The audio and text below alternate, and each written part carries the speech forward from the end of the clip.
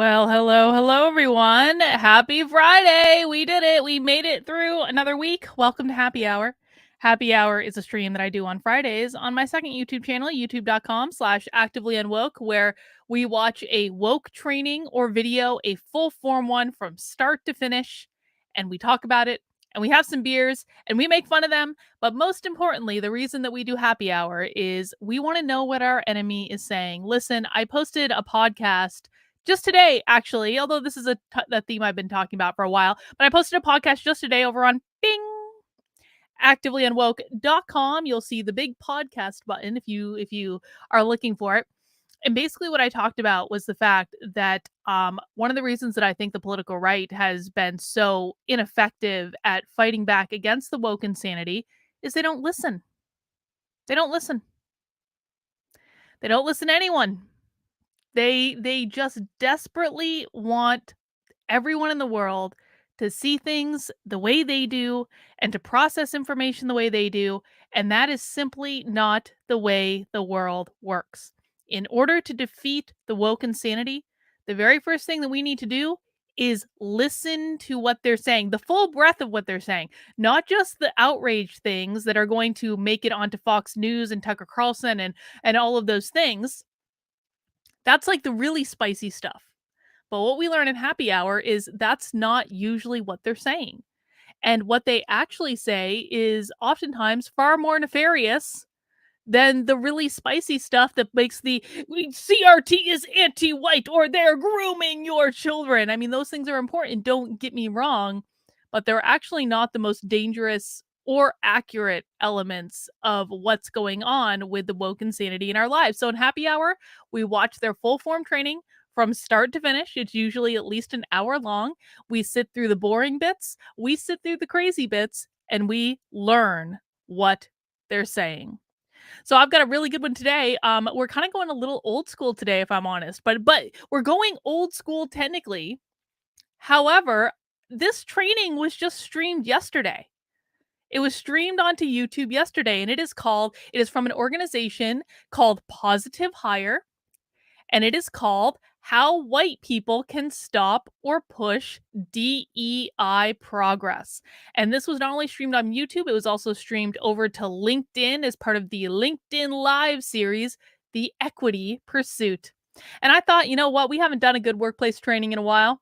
I'm an organizational psychologist. The workplace trainings, actually, fun fact, how I originally got into watching the trainings that we watch on Happy Hour is like so it was during the pandemic.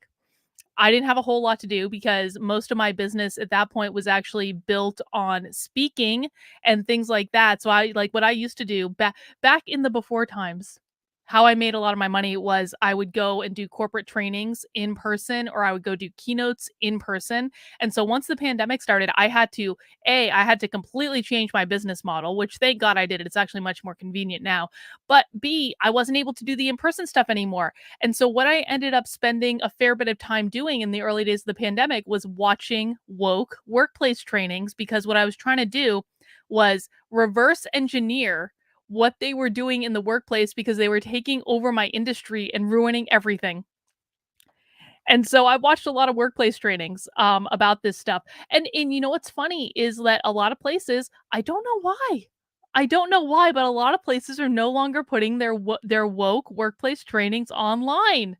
What could have happened to make them not do that? But anyway, I found this training just this morning when I was looking for a video to watch today, and I was like, this is perfect. This is like an old school workplace training. We're going back, guys. I think this is going to be a good bingo day. If you have not downloaded your Unwoke bingo card yet, let me put it in the chat. There's your Unwoke bingo card. We do play bingo on happy hours on Fridays. Go ahead and generate your card. It's going to be completely unique for you. You get a free space in the middle, and then we're going for lines or we're going for corners. When you get a bingo, shout out bingo in the chat. You don't win anything, but we will all give you a hearty congratulations. Oh, good, Sin, you're here just in time. We're talking about bingo. And anytime they say one of the words on the bingo cards, just like that is a win for you. I may also make up rules during the video. If they mention Chris Rufo at any point in the video, you get a free square. I may give you free squares for other things just because I feel like it, because it's my game and I feel like I can do what I want.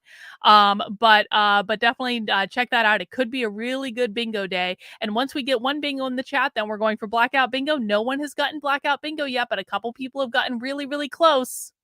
We're like this far away. I believe it's going to happen at some point. So today might be the day. I also wanted to show you. So this positive hire channel has a lot of interesting stuff going on. Look at this. They've got a video on avoiding the diversity hire trap. Why white leaders should go beyond DNI. I don't know what ISO is. How to communicate inclusively, white supremacy and nonprofits, the intersectionality of women's something something, of women's identities, barrier. Like this YouTube channel could conceivably give us material for like the entire rest of the year for happy hour just based on this channel. But we're gonna have to see how today's video goes. If today's video is good and cringy, then we know we've got a resource for future happy hours. But if it's kind of like boring, we might not come back to it, because I always do like to mix things up. Obviously, the more cringe, the better. But yeah, exactly. We can farm this channel. And you know what I love about this channel too? Again, this is from yesterday. When I was reading the description of this, I thought, okay, so here's the description. How white people can stop or push DEI progress, specifically how white women, feminists, and allies are the most dangerous. Why white people can do D&I work, but they should be easing the burden of BIPOC people and D&I consultants. How white D&I practitioners' ego and pride is an issue. Now, let's let it set aside for the second that this is not a grammatically correct sentence. How white D&I practitioners' pride and ego is an issue. That's not a grammatically correct sentence. But we're going to look beyond that and just note that this is like old school. I haven't seen workplace training like this in a minute, and I'm really excited about it. It's like traveling back in time to 3 years ago. It's like this person discovered that they could grift on the diversity training bit like after everyone else, and now they're going back and doing trainings that were done like years ago. And I don't mind looking at trainings from the past at all, but like I really do think this is going to be like stepping back into a time machine. But it is also actually really important that we do this, because this is out of flavor with the news cycle now. This is out of flavor on the news. So this stuff isn't covered anymore. And I think that that's a shame, because it is still going on. Nothing has really changed. Well, maybe a few things. I'm not going to say it's as bad as it was in 2020, but not a whole heck of a lot has changed in terms of the reality that average people are experiencing. And I think that this is an important thing for us to grapple with, to be honest, because just because it's not being covered on the news doesn't mean it's not happening. And I think a lot of people are under the very mistaken impression that if they're not seeing it on Fox News, that must mean that we're winning the battle against the woke. No, we're not winning. We are losing. We are losing badly. And just because the news isn't covering it doesn't mean it's not happening. It is happening. It is still. People still call themselves woke as a point of pride. I've actually seen this a lot lately. People are saying, people don't even use that word anymore. Yes, they do. Yes, they do. What's happened, though, is that the early adopters of the word have stopped using it.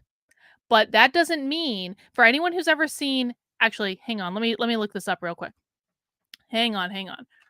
Early adopter curve. We're going to have, for those of you who have never seen the early adopter curve, hang on, let me pull this over here.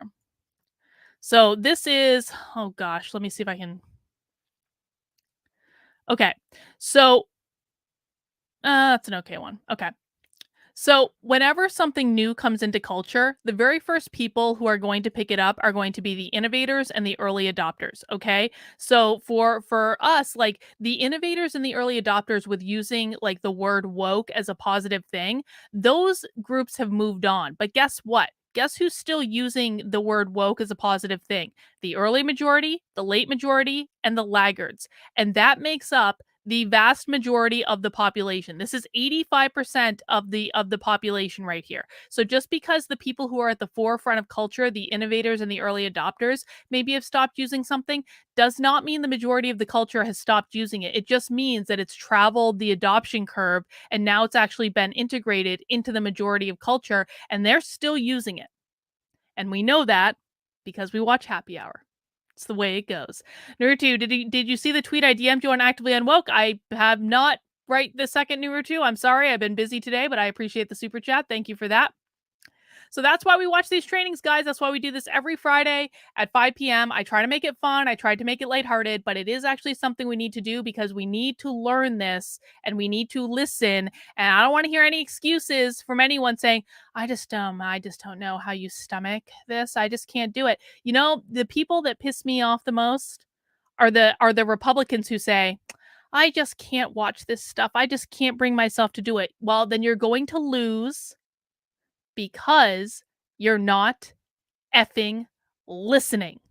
And if you don't listen, then you cannot beat them. It's just the way it goes. That is the way life is. So this is the training that we're going to watch today, guys. I hope you're ready for it.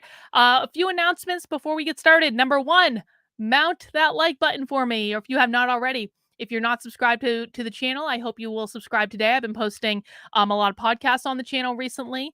Really, it's kind of transitioning over to this channel more like with the woke content. I've got some cool ideas for it. I'm going to be rolling out in the coming weeks, and there are ways that you guys can help me do that and continue to expand the channel. And if you want to find out how you can, the best places to go is activelyunwoke.com/support. And these are ways that you guys can support my work. Now, listen, I have a lot of plans for expanding the Actively Unwoke platform. I have a lot of things I want to create to help normal people fight back against the woke insanity in their lives. But I can't do it without you guys. So, how much I am able to expand this platform and to create more and better content for everyone in terms of giving real people the information they need to know to fight back against the woke insanity in their lives, it's going to entirely and exclusively depend on how much support I can get for this effort. And so some of the ways you can support me are over on activelyunwoke.com/support. I've added some new options in. I'm still on locals. Locals has not gone anywhere. Locals has not changed at all, and it will not change. I don't want to freak anyone out. I know a lot of you are members in Locals. Locals is exactly the same. You can support my work there. It's $5 a month or $50 a year if you want a membership. You can also make a one-time gift over on Locals, and that's totally fine. kb.locals.com/support for that.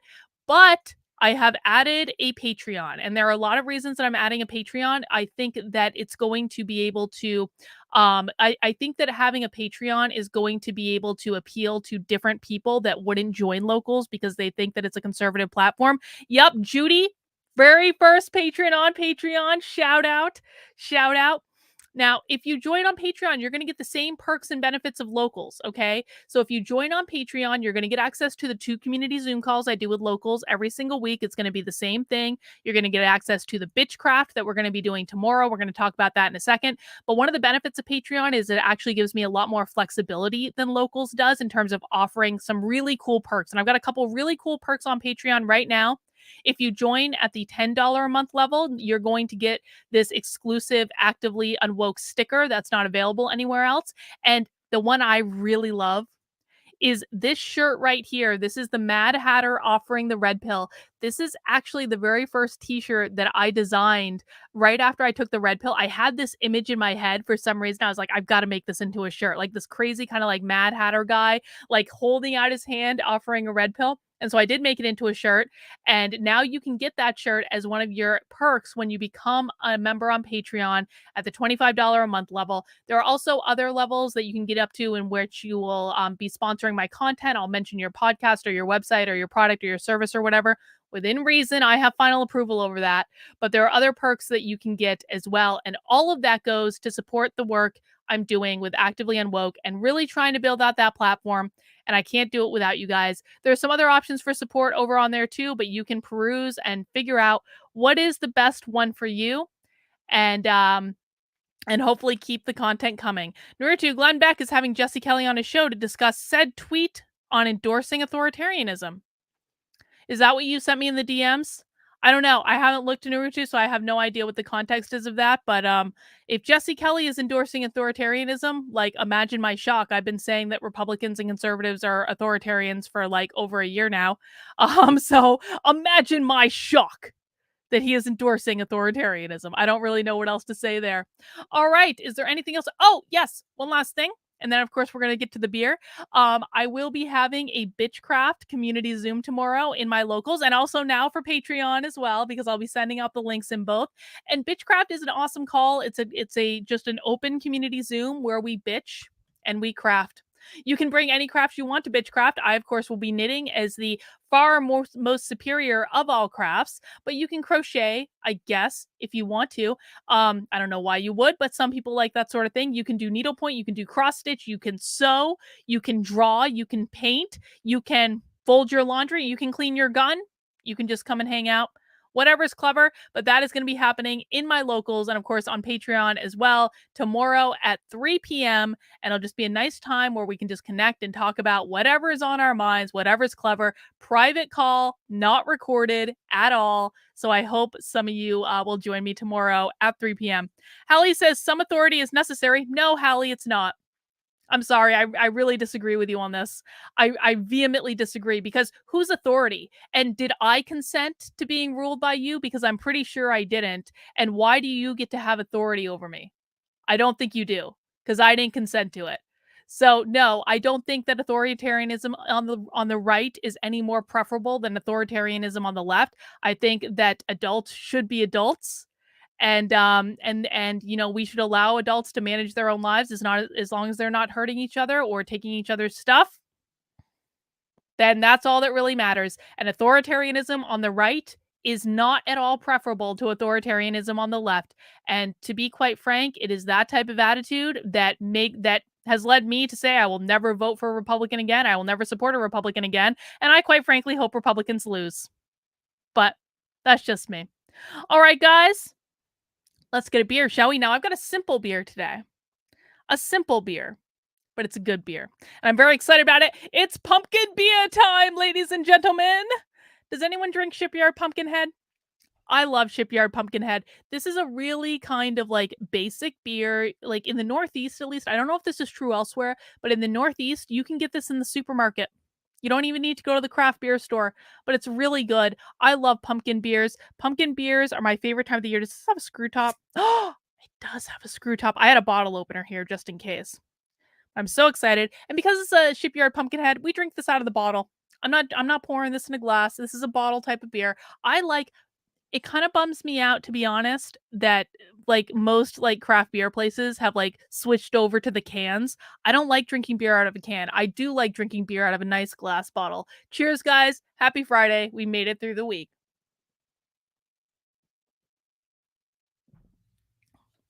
All right.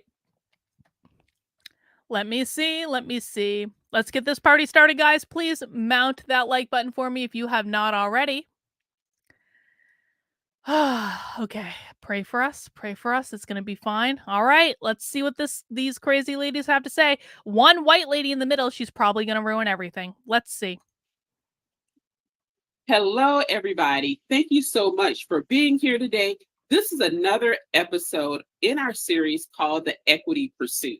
For the last few months, actually, I've been bringing on different guests talking about the actions that white people should be taking after studying, after book club, after all of these trainings and webinars. Look at that good white ally. Look at that good white ally. Inclusion and belonging look like in action. We've gone through Women's History Month. We've gone through Black History Month. We have gone through LGBTQAI Month. What should the work white people be doing right now? So today's topic, we are really going to dig in how white people can stop or push diversity, equity, inclusion progress. I have with me two fantastic guests that I'm really excited to bring on. One is Jess Osro, who is one of the co-founders and partners at The Rise Journey. I also have Christina Smith, who is with D&I Strategists. I guess you can kind of figure out what she does with that D&I part, which is why I have them both here today. This Well, series is really hang on. intended. King Peter of the chat says that pray this training doesn't drive me to the whiskey. If it's peanut butter whiskey, I wouldn't be mad at it, Peter. I'm a big fan of peanut butter whiskey, as you know. To talk about actions, and I want to bring up something really, really quick. Hi, Jan. Oftentimes Thank we you for get stopping right, by. people say, I don't want to get it wrong. This is with the assumption you have been doing it right your life. Now you care about getting it right. It's really great. But think about it in this terms. How do I make it? How do I do it better? How do I make incremental improvements through this? Don't think about, oh my God, wrong. Think about how many times you're getting it right. From 100 to 99 to 90 to 80, and really start changing your mindset as we go through these things. So I'm going to kick it off with really digging in to talk about one of the main, well, really something that Christina brought up about a really great quote she heard. And Christina, I'm going to open it up for you to dive in and to share this quote, even though we're not absolutely sure who said it originally, but we do know the power of this quote. We don't know who said Absolutely. it. We can't Thank Google. you so much, Michelle and Jess. It's great to be here with you. Yeah, I heard James Baldwin say it, but I think the person who that sounds good, Deborah. was Richard Wright. But the quote is, someone asked James Baldwin on a talk show, what is the problem for the Negro in America? And he said, the Negro does not have a problem. America has the problem. And so we really need to start there. And it's so offensive to me as a Black woman that people do not want to know the history. They're so afraid of the history, but until we no one is afraid of the history and understand, literally no one is afraid of history, get to this place. I cannot tell you how many times I hear people say, if we would just stop talking about racism, it will go away. We're all the same. We can pull ourselves up by our bootstraps if everybody works hard. There's a myth to the concept of meritocracy.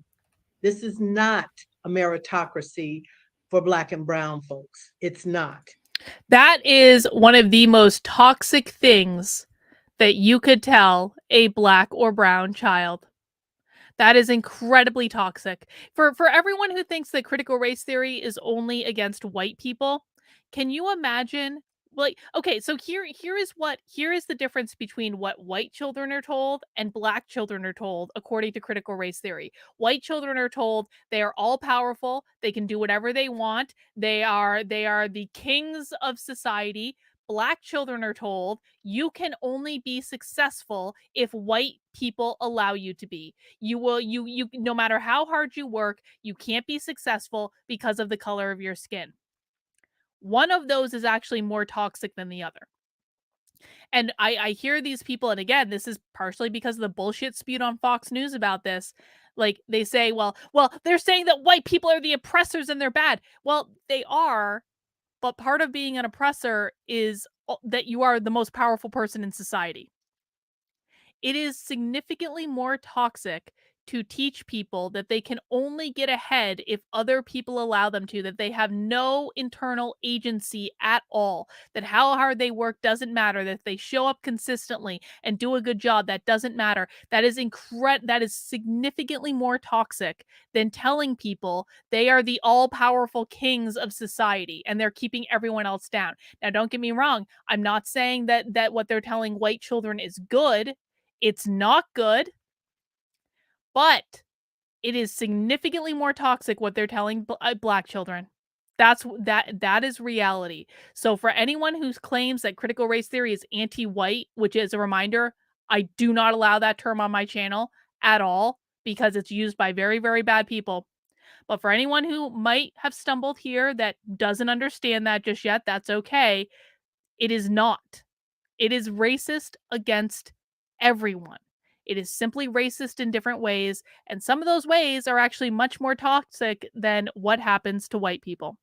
Well, and Salty asked a great question. If we don't have meritocracy, how did these Black women get into their position? Exactly. I'm not saying that there aren't some very successful Black and brown people, absolutely.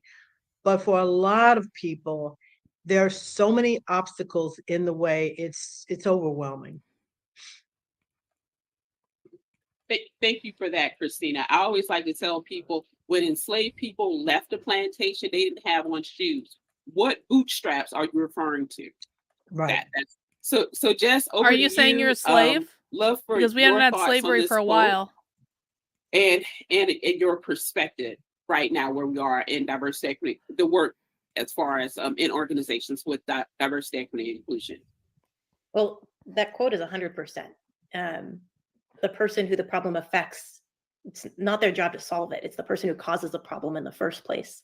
There was recently an Airbnb listing that was a slave cabin that they listed as or former slave cabin that they listed as like a shabby chic like colonial plantation house that you can rent.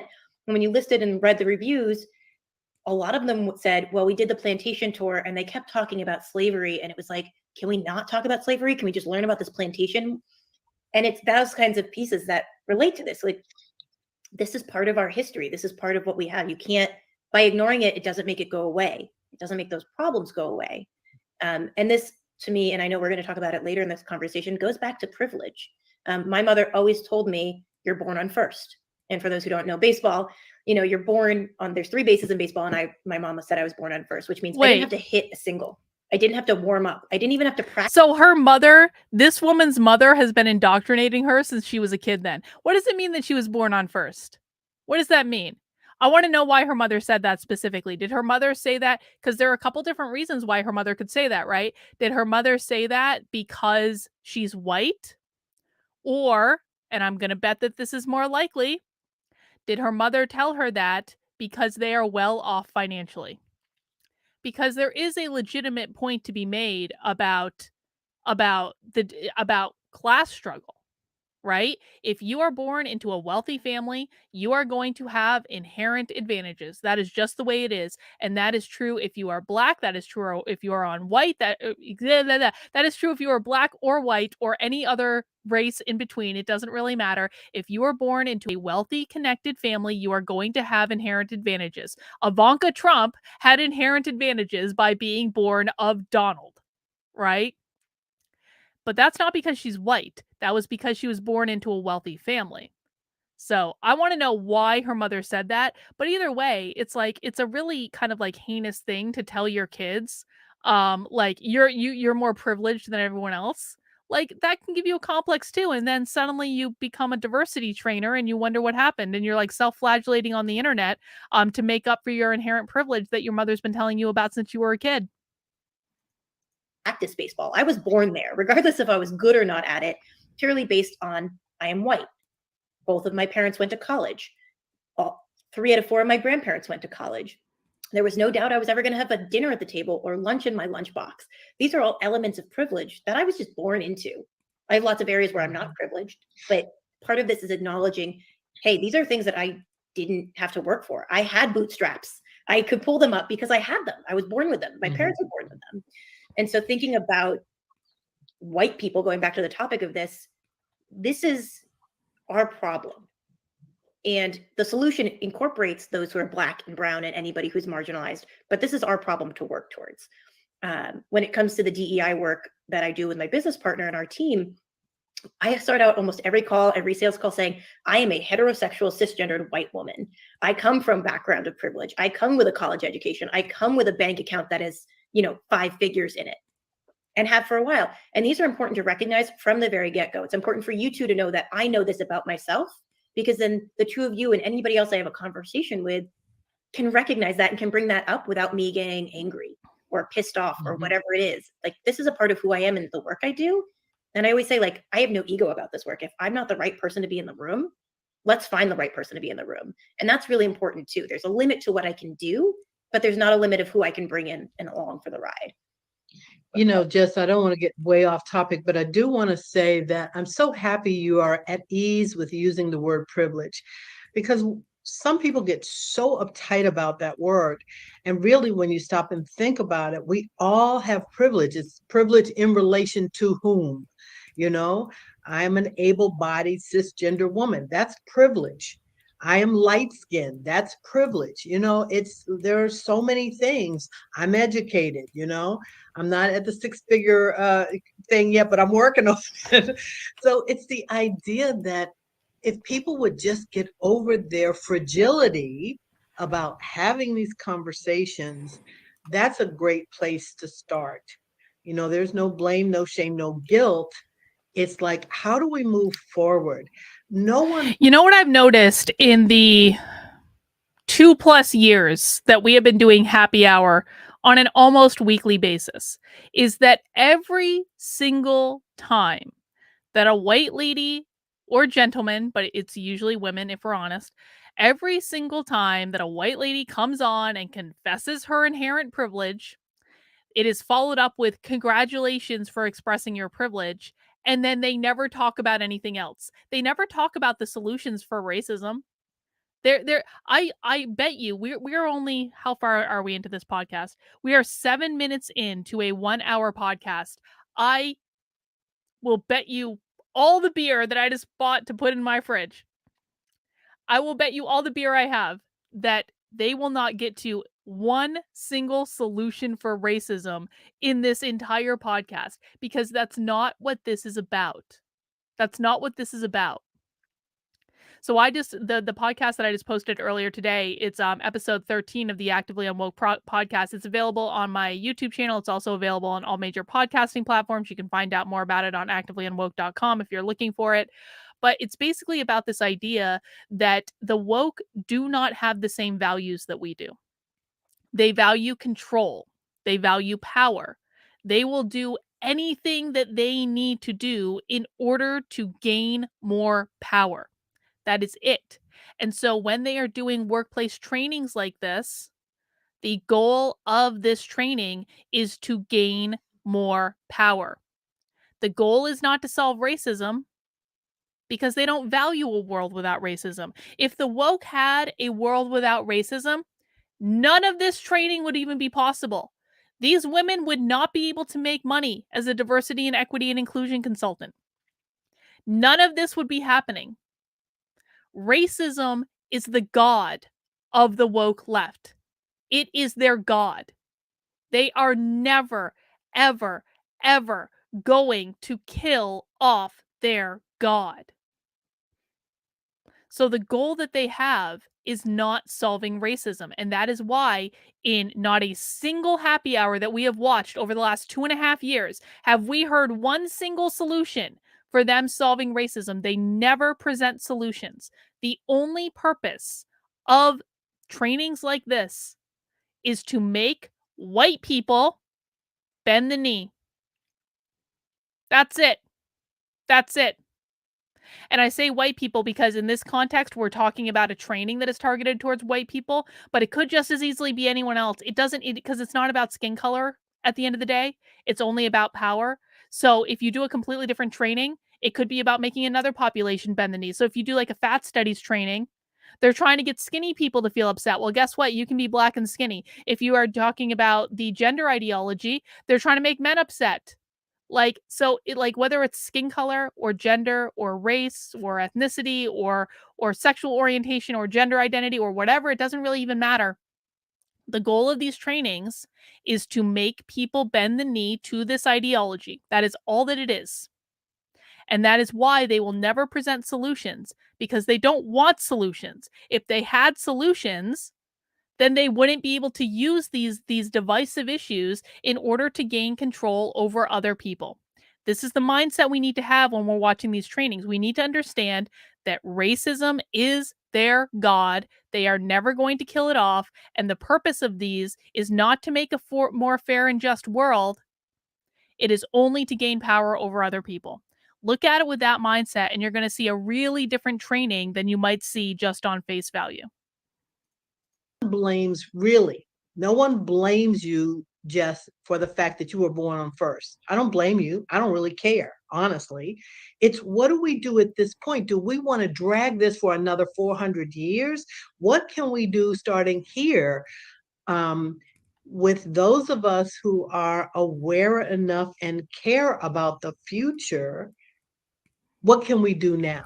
So when we say, let's stop talking about The racism, power of there's no racism point in compels dredging you. up It blame compels and shame you. and guilt from I'm the gonna watch The past. Exorcist later. We're all at the Great movie. starting gate now. What do we need to do to move forward?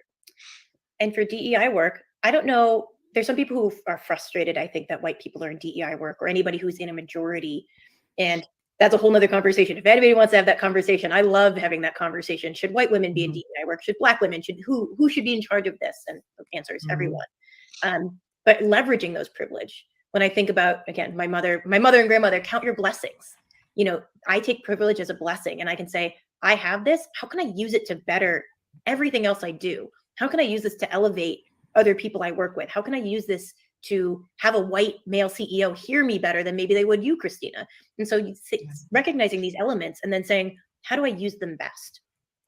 And recognizing that it's just a piece of who you are. There's nothing bad about it. It just is. And I think, you know, the more we can recognize that, whether we're grateful for it or just acknowledging it, the more we'll be able to utilize that for so many more things. And I didn't mean to cut you off, but I absolutely believe that we are all different.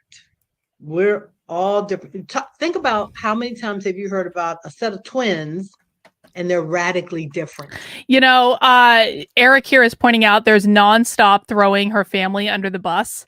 And the reason I brought this up is because okay, I know that I am like the most masochistic person probably here, but has anyone here read Robin DiAngelo's second, like the not her second book, but the book that came after White Fragility? So of course, Robin DiAngelo is the author of White Fragility, one of the best-selling like anti-racist books of all time. White lady, of course, but then she wrote another book after that called Nice Racism. And within the first 3 pages of that book, Robin DiAngelo throws her own family under the bus. It is maybe not in the first three pages, but it's absolutely in the first chapter. I haven't read it in a minute. I read it when it first came out. So she throws her own family under the bus. The white diversity people, the white anti-racist trainers, they do this all the time. They throw their own families under the bus.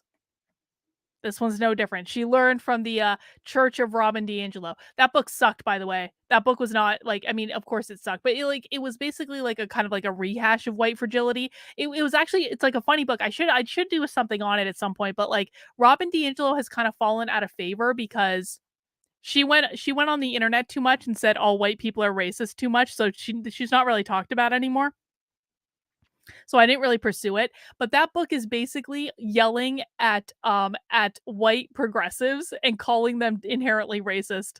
That book is all about shaming white progressives. Different personalities and so on and so forth. So it's the idea that we've had clients that have come to us and said, can we do work around race, but don't mention the word race? And then we've had people who have said, predominantly white organizations that have said, we want to kick the door down on white supremacy and we want you to help us do it. So people are very different. Now, I'm not interested in working with a client who says, we want you to do race work, but don't talk about the word race. I have to do a little education there. But the bottom line is that we need many different voices speaking to different people. People are going to hear people differently. You're right, Jess. There will be some people who hear you that won't hear me or Michelle. There will be people that will hear Michelle that won't listen to you or me. And then there are people who listen to me that won't listen. That's true regardless of race, by the way. I just think that there's space for all of us to do this work. There's enough work. God knows there's enough work for everybody. And that's what we have to get out of this white supremacy characteristic, that there's not enough. There's not enough people. There's not enough money. There's not enough to share. There's plenty. There's plenty to share for everybody to do this work. What were you going to say, Michelle? Looks like you were about to jump in there. I have a lot. So the scarcity mindset in itself, first of all, racism cost the United States $60 billion. So if you're worried about shit, we don't want what you have. We just want that 60 billion. Y'all keep what you have. We'll just take the 60 billion and make belonging, diversity, equity, inclusion, justice with the 60 billion per How year. are you getting Per that? year. Hang on. Y'all keep the rest. I want to know how that figure's calculated. Does anyone know? How is she calculating that $60 billion figure? I want receipts. I want to know how specifically racism is costing us $60 billion. Yeah, exactly. Exactly, Spirit Matter. I want receipts. Exactly. Exactly. And you know what? Like, I actually don't even mind the idea of reparations, if I'm honest about it. I actually don't even mind the idea, but I'm not in favor of cash payments. I'm not. Those are going to get squandered.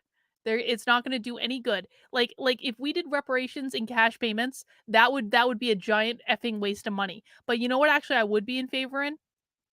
I would be in favor of reparations in the form of specific targeted investments into underserved communities. And I think that Trump had a golden opportunity in 2020 to brand his like opportunity zones and his platinum plan as reparations, and he didn't do it, and that was stupid. That was a missed opportunity for Trump. But that's not what these people are saying. These people want that cash money. That's all they, because again, money equals power in the eyes of these people. That's why they've already talked about money. They literally, within the first 5 minutes of this show, they were talking about how much money they have in their bank account. Because for these people, money equals power. And so if you're so concerned about this pie, don't worry about it. It's a whole other pie you threw away that we're going to take back. We're going to remold. It's not going to look like a pie. It might be some cookies. It's going to be something else. And maybe it's a whole other game. But we can take something, because that is literally what is being lost. And if you can't conceptualize that, back in about 2017, 2018, at a General Motors plant in Ohio, Black employees started quitting because of the racism they were encountering, up to the point there was a noose hung up in a break room. Now, you may say, oh my God, how did the people at the plant, why didn't HR do something? But these are people on the manufacturing floor. You're buying a GM vehicle. How many times did that vehicle come out of that particular facility, costing you time and money from your job to go to the dealer that's costing GM money? And so when we think about DEI, we're always thinking about, it goes to HR.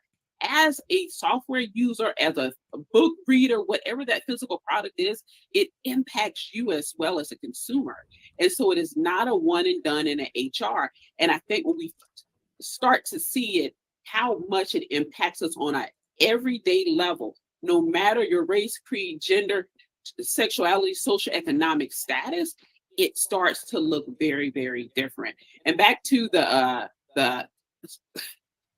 Airbnb slave quarters, we think Peel should make a movie about it. And when white people rent it, they get to go back in time and you get to experience what it feels like. What is it really like? What is it like when you get caught eating a slavery Westworld, where instead of going and raping and shooting and pillaging for your own fun, you have to become a slave and experience firsthand what it was like, with no privilege, with no support, with no shoes, with no anything. Nobody believes you. Neither of these Black women have ever been a slave. And that's also a huge part of the issue with a lot of things is, oh, well, I don't fathom slavery. I can't believe it happened, so it probably didn't happen, or probably wasn't that bad because I can't. None of the 3 women on this webinar have ever been slaves. None of them have ever been slaves. None of them have parents who've ever been slaves. No one is denying that slavery happened. Literally, no one denies that slavery happened and that slavery was bad. Of course it happened. Of course it's bad. No, yeah, exactly. Who is claiming that slavery didn't happen? Literally, no one is saying that. That is not the point. What we are saying is not a damn one of you has ever been a slave. I believe that slavery was that bad. Sorry to cut you off, Michelle, but just I hate. Literally, no one's ever said that. She made that up. That was invented. Absolutely. That was a white lady invention. We have so much to talk about. And that is the other thing about people can be at the same event or look at things in history and experience something different. Because the Black man, he was the only Black employee. And remember, they went to a plantation. He dressed up as though he was enslaved, and they were like, this isn't how this is supposed to work. Like, that would have been his experience if this was really 1822. this would have been his experience. And so then, of course, somebody got fired, supposedly. He got a promotion and maybe a raise.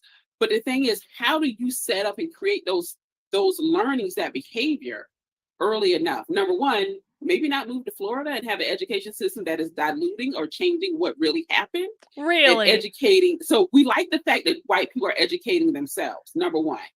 The problem is we need you to take action. So I want to go to a point. I love that. She totally almost went on a tangent. Don't move to Florida. They're not teaching accurate history in Florida. Maybe we just don't move there. Maybe just don't move to Florida. God. No one is changing history. Literally no one. These women are convinced that that because Ron DeSantis signed the Stop Woke Act and aren't teaching critical race theory in schools, but of course these women. Okay, who wants to bet? Okay, free bingo square. If at some point in this presentation one of them says critical race theory isn't even taught in K through 12 schools, you get a free bingo square for that. I'm betting they all believe it. A question: are white people racist? No. Let's just ask: are white people racist? We'll start with you, Jess. No. Yeah, I think that not all white people are racist, no, but I think all white people have inherent racism built into the structures that they understand, whether it's where they went to school or how they went to school, whether it is our government structures. I have benefited from these structures that are racist, therefore I have inherent racism. Does that make me a worse person? No, it doesn't. Should I be aware of it? 1000% yes. It's along the same lines of being aware of your privilege. But if I can't see the inherent racism, the inherent sexism, the inherent sizeism, the inherent other isms that are built into our structures, thinking about who gets mortgages, thinking about who can do certain things with banks and money, thinking about compensation. Who thinks that I need to make a clip of this lady saying that all white people have inherent racism? Well, I'm going to do it anyway. I'm going to do it. We're going to do a clip on the fly. This would have been his experience. And so we're going to do this clip on the fly. Bear with me, guys. I just got to get set up here. Got to find the right time. So I want to go to a point, a question. Hang on. I want to get this right. Got to bear with me when we're doing clips on the fly because I'm going to post this to Twitter immediately. All right. Record. No, not that button. Not that one. Configure recording. Hang on. What I'm doing is I'm just going to record off my screen. So, okay, that's correct. Record.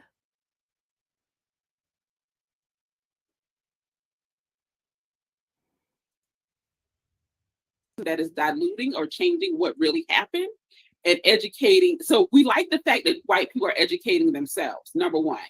The problem is we need you to take action. So I want to go to a point, a question. Are white people racist? Let's just ask: are white people racist? We'll start with you, Jess. Yeah, I think that not all white people are racist, no, but I think all white people have inherent racism built into the structures that they understand, whether it's where they went to school or how they went to school, whether it is our government structures. I have benefited from these structures that are racist, therefore I have inherent racism. Does that make me a worse person? No, it doesn't.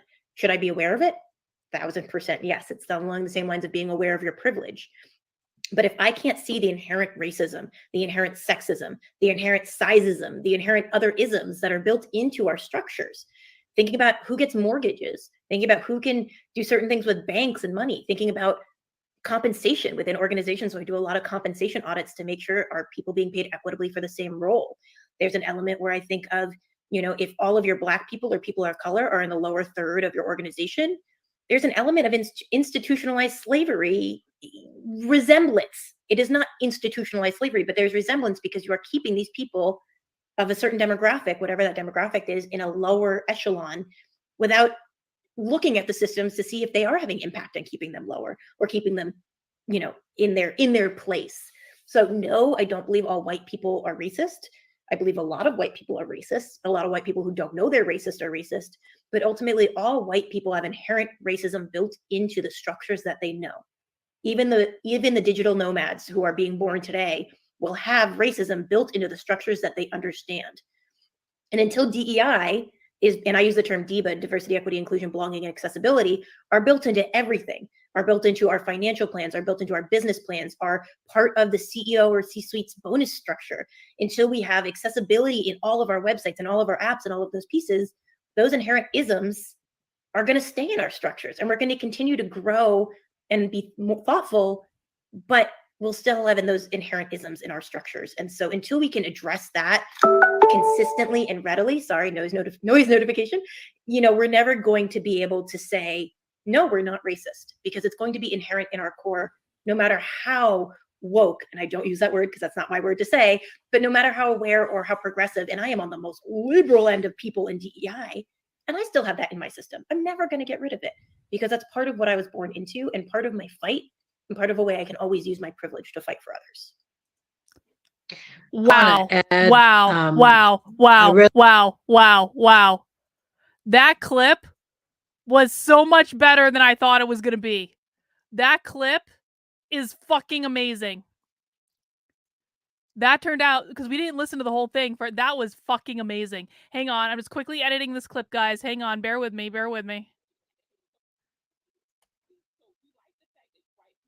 Hang on.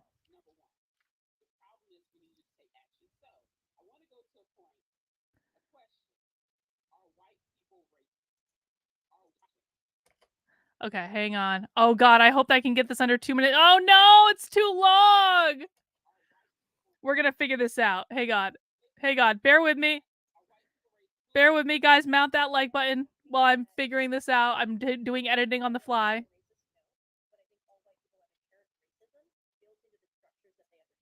That was just fucking amazing.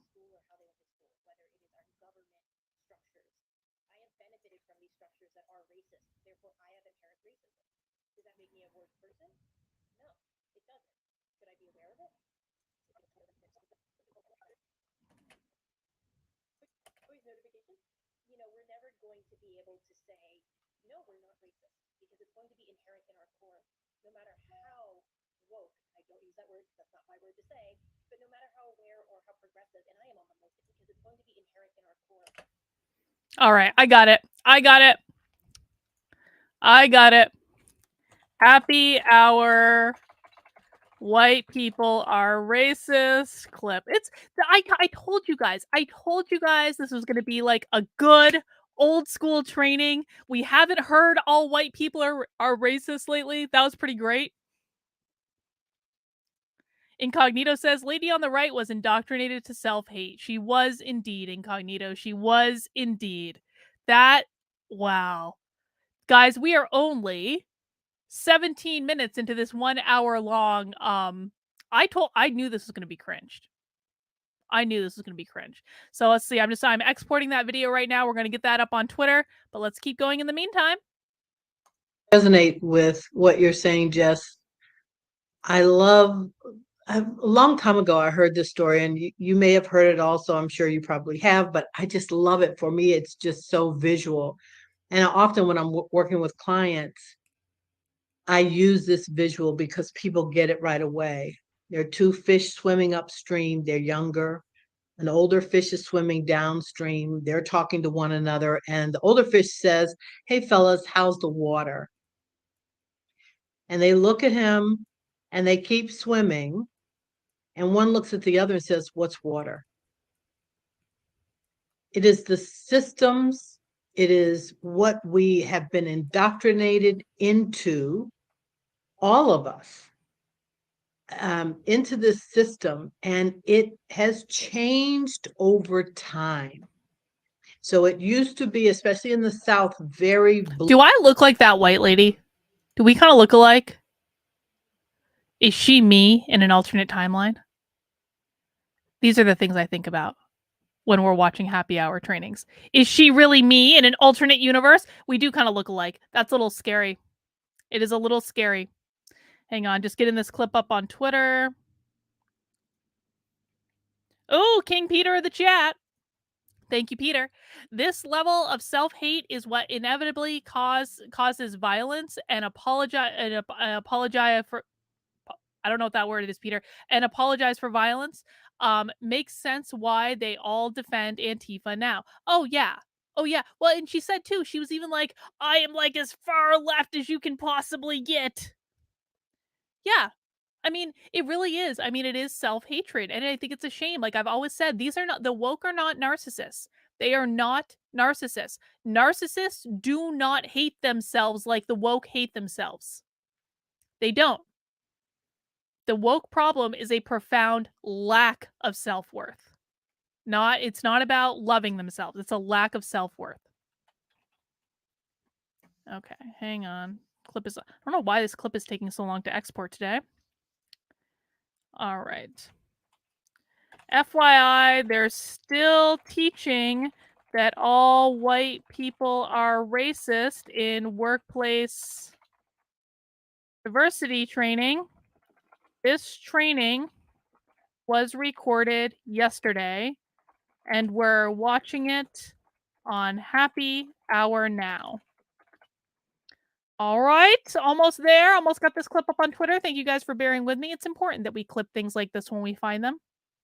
Do you guys remember that time that we watched the White House Diversity Summit and they basically admitted the vaccine didn't work on the White House Diversity Summit? That was fantastic.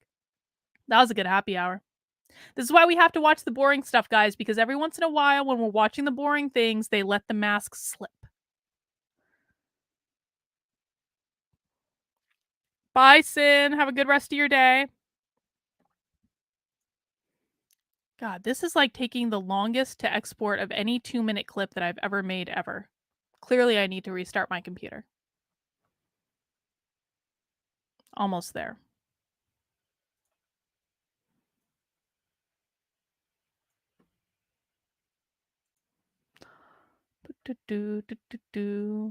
What are you guys drinking while we're waiting for this clip to finish exporting? Anyone drinking anything good? I know we've got a G&T. I've got some whiskeys.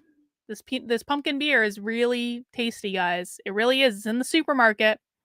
You can all try this. You don't even have to go to the special store. Apologia, a defense of one's opinions, position, and actions. Am I saying it correctly, Peter? Apologia? See, learning a new word today. I appreciate that. All right, clip done. On the Twitters, because Twitter is apparently the only website that matters. Not really, but it is the only website that matters for like some of this stuff. All right, there we go. Boom. Let's keep going. Blatant, very, very blatant. Then we moved into with slavery, and then we moved into Jim Crow laws. And now, you know, the way places get free labor is you go out and you in prison Black and brown men for carrying a dime bag of marijuana, and then they're set off for 5 years in jail. I agree that's bad. We should be releasing every single person in prison on a drug especially on weed for weed. Every single person who is in prison for possession of weed should absolutely be released right effing now. You want to argue with me over this WNBA woman that's in Russia that got convicted to 9 years for having a vape pen? That's some bullshit right there. That is some bullshit. But if we're going to complain about Russia imprisoning a Black WNBA player for having an effing vape pen, and we're going to do absolutely nothing about the how many hundreds of thousands of people, tens of thousands, hundreds of thousands, I don't even know how many people are in jail right now for possessing the same amount of fucking weed, it's so stupid. On that, we can agree. Christina, we have found common ground. On that, we can absolutely agree. They should not be in jail. That's free labor. And it's really interesting. I did some work with a police department in the Midwest, and it was really a painful experience. It was excruciating for me because I am not a very judgmental person by nature. I assume positive intent until you prove that you can't be trusted. However, these police, this was not that long after George Floyd, these police officers, you could feel the racism coming out of their pores. I thought I was going to choke and die in this space. It was virtual, thank goodness, because I probably would have walked out had I been there in person. But There was one white police officer, and I was really shocked to hear him say this. But what he said was when he was in college, he took a criminal justice course. And as part of his course, he had to go down to the courthouse for 2 weeks and sit every day and watch all the different cases. And he said he could not tell me or the group how many times he saw 4 or 5 young men, teenagers, that had committed the same crime, that there were 3 white males, 1 black male. And the 3 white males got community service. The 1 black male got, 40 days in jail at the same time. And, he just said, I knew then something wasn't right. Christine, I just want to Yeah. pause you right there for Mhm. impact, because, go back to your organizations for anybody listening and watching, looking later. How many of your organizations require a background check? How many organizations have a background check and that one person who got 40 days isn't able to get hired? So fun fact, this was actually one of the things that I thought that they did was good. So I used to present every year at the Society for Human Resources Management, like big annual conference. And this is the biggest HR conference in the world. And this is the Society for Human Resources Management is like the largest professional organization in the human resources space. So that's where the diversity people live. The diversity people are like a subsegment of like the Society for Human Resources Management, or SHRM for short. So I presented every year at the big SHRM annual conference.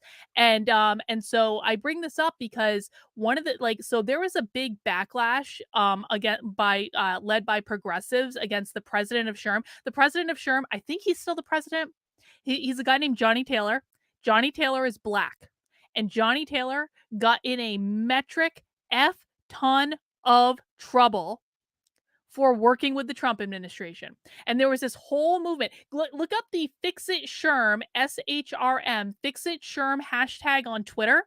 They were going after SHRM and Johnny Taylor like every effing day for working in the Trump administration. But do you know what one of the initiatives was that they were working on that I always thought was a really good thing? They were trying to make it possible for organizations to allow to like hire people who had gotten out of jail without having their prison sentence held against them.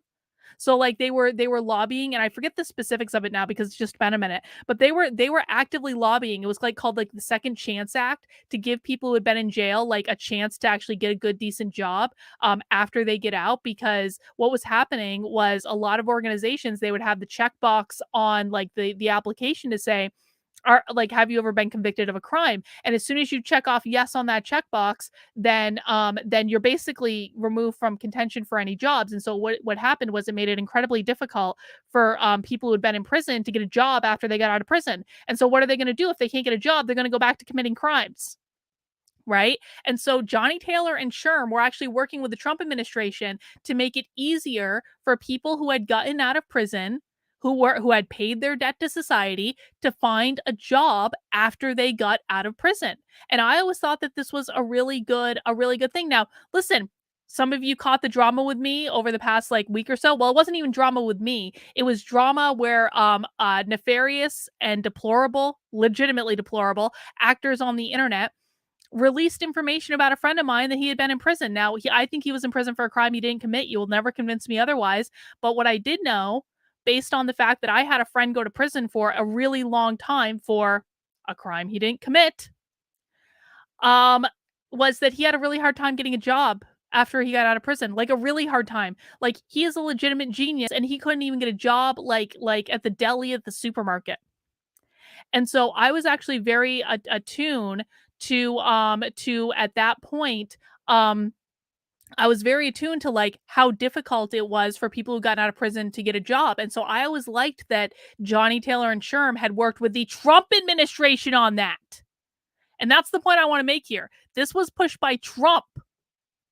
This wasn't pushed by Biden. This wasn't pushed by Obama. This was pushed by Trump.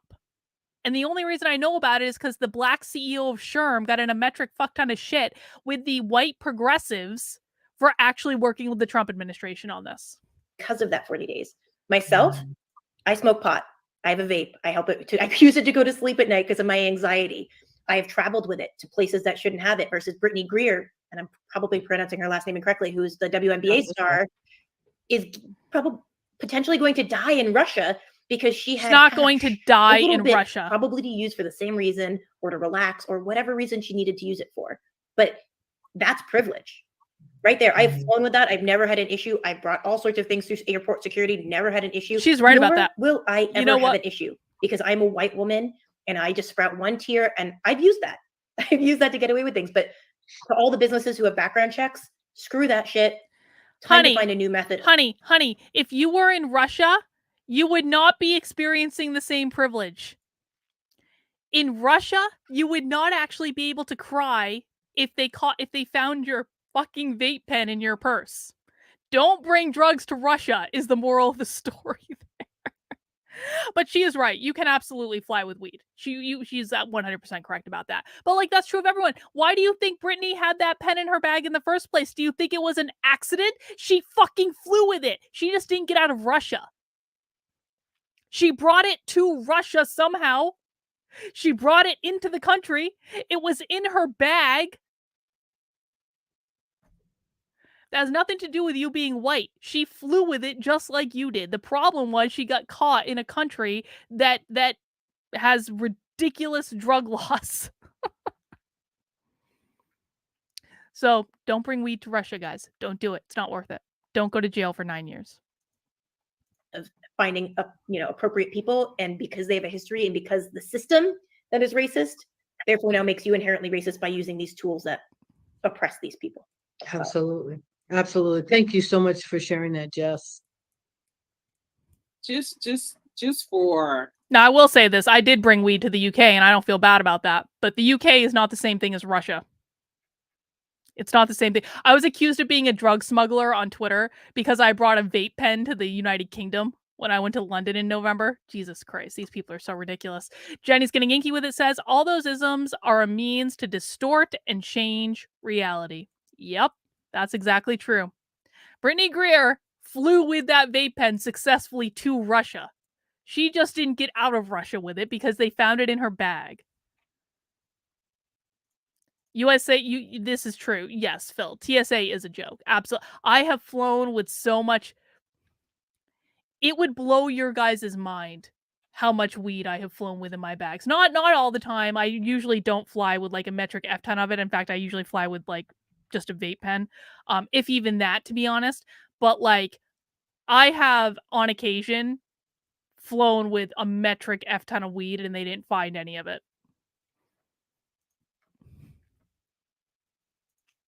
And it shouldn't be fucking criminalized anyway, is my opinion. It's stupid. It's so stupid. Weed is legal in like half of the US right now. It's so fucking dumb. A reality check. For those of you who have been following me or have met me via virtually or in other spaces, the reality is I literally know Black men in their 50s who committed crimes in their teens, who have gone on and gotten degrees and cannot work certain places because they run background checks. I mean, from physical therapists. Yes, and the Trump administration wanted to fix that. And they have to be very particular about where they go apply for jobs, because they're going to go back 30, 40 years to check their background. They don't even have speeding tickets from the last 25, 30 years, but something they did in their teens, and they caught a case. They can no longer, it is held against them no matter how old they get. And that really, like, how do we change that system? Because it literally limits this person's ability to build wealth, to have job security, to have a livable wage. And that process, like, I agree with this point. I'm sorry. I agree with it. Of the new enslavement system. Michelle, somebody in the chat wrote, why bring up things that have nothing to do with DEI? This is the heart of DEI. When it comes to a business, saying, are our practices oppressive?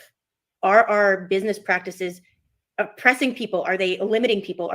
Do we have blinders on and we're saying la la la la la with our, background checks are a way to oppress people that have nothing to do with a job.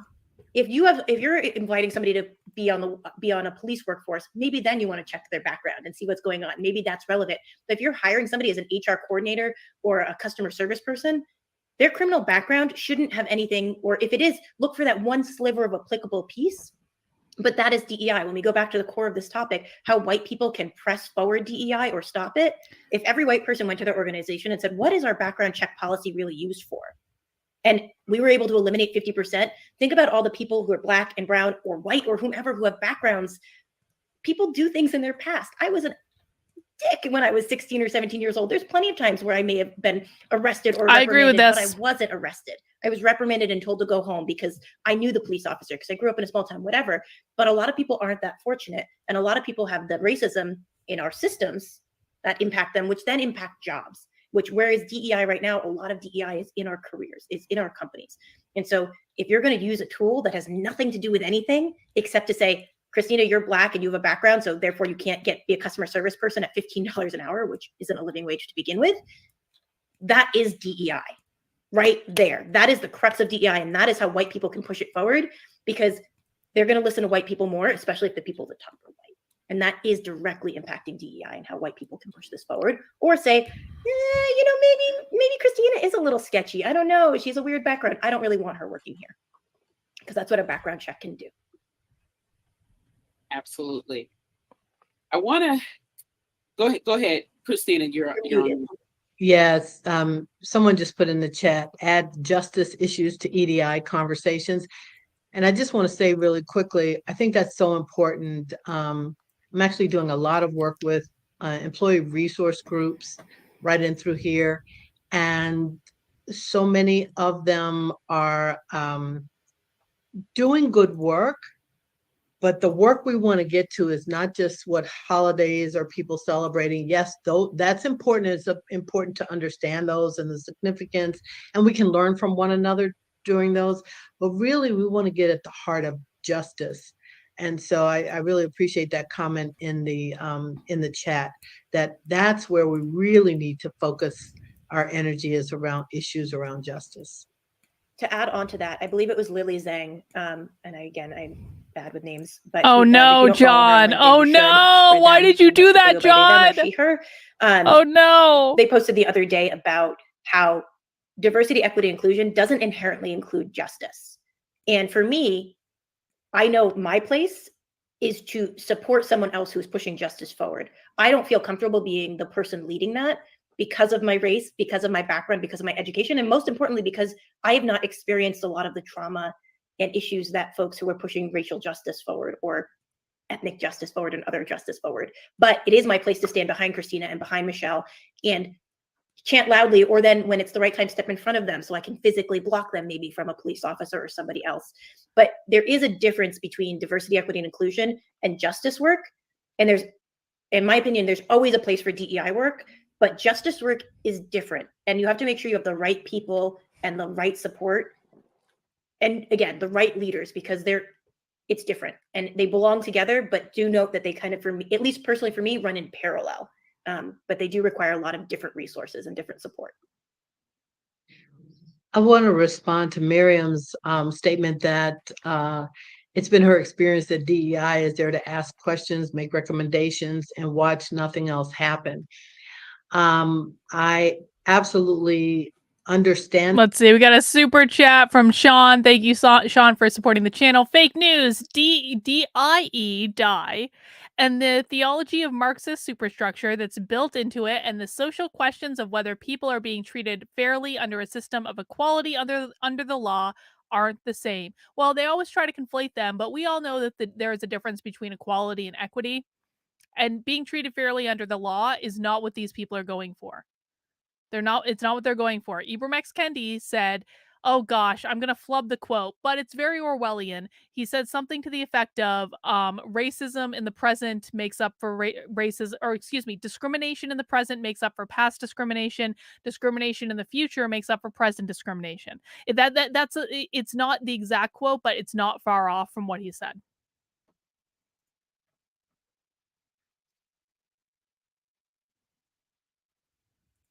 that, and I do see that sometimes our organization is called in behind another organization because people came together, they had lots of conversations, but nothing really changed. And the way we do our business is we push many different levers at the same Maybe time. I should start streaming on LinkedIn. We work on the culture of the Do you guys think I should start streaming on LinkedIn? I haven't even looked at LinkedIn in like probably close to 2 years. Maybe, I don't know, would I get banned on LinkedIn if I streamed on there, do you think? I used to have a robust LinkedIn presence. I was on LinkedIn all the time. It was where I prospected for my business. Maybe I should start streaming on LinkedIn just to see what happens. Just to see what happens. It could be a fun activity. organization. We work with the senior leadership team, we work with the management, we work with frontline people. And one of the things we do, and you mentioned this earlier, Jess, is we start with compensation. So we start with who's being paid what and where can we make an impact. And it's huge. It's, got to tell this story. I got to tell this story really quickly. So I worked with this one client, and this was going to be 4 months of listening to their frontline folks. And I was interviewed by 4 human resources people. One was the lawyer. All of these women work in human resources and the lawyer. And the interesting thing is that they chose me out of 8 other groups. And the lawyer said she was going to sit in on all the sessions. Now we're talking 4 months, 3 sessions a day for 4 months. And I'm thinking, wow, that's really interesting. And then I told her, no, you can't do that. Because I want to create a safe space and people are not going to feel safe. And so she understood that, went back to the CEO, white male, and he said, no, he wanted her to sit in on all the sessions. And I told her, well, then I need to talk to him because this is not going to happen like this. I didn't say it like that. But anyway, talked to the CEO. And when the first time we got on the phone, it was, a nice chit chat. And then I said, look, you're hiring me to find your O-ring. And he said, my O-ring. And I said, do you remember the Space Shuttle Challenger that blew up, back in the 80s? I said, they found out what caused that shuttle to blow up, and it was a defective O-ring. I can promise you there's something that's boiling in your organization as we speak that has the potential to blow and you don't even know it. And he says, okay, I believe you. But I believe, like Ronald Reagan, trust but verify. So she sat in on one session with the senior leadership team, which is where she should be. Long story short, we went through all these listening sessions, and I came back to him and I said, I found your O-ring. He said, you did? It's a lawyer. Absolutely. And he said, what is it? I said, it's the number of Black and brown women. Actually, there were 4 women who had been there for many, many years, and they were educating and mentoring young white people who would then catapult into the C-suite and make 6 figures, and they were still making a little more than minimum wage after having been there for years. I said, these women are very angry, and they were about to blow. And he said, I appreciate you being direct and telling me exactly what it is. And they went back and rectified that in a big, big way. So yes, that's a good thing. Conversation is important. Listen, I know exactly what she's talking about. I like putting the race question aside for a second. The problem that she talked about is very real, and I do think like this is where this type of training pisses me off so much, because there are legitimate problems that need to be solved for in organizations, like employees being looked over for jobs when they're the ones literally training people that are then getting catapulted into those jobs. That is a legitimate problem, and it's a legitimate problem regardless of whether those employees are Black or brown or Asian or white or what have you.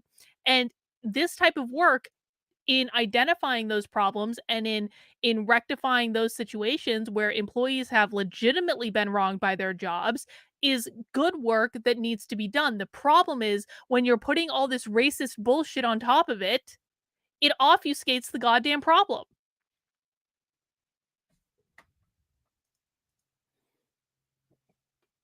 And knowing that that's the heart of what we're working towards, is making things equitable.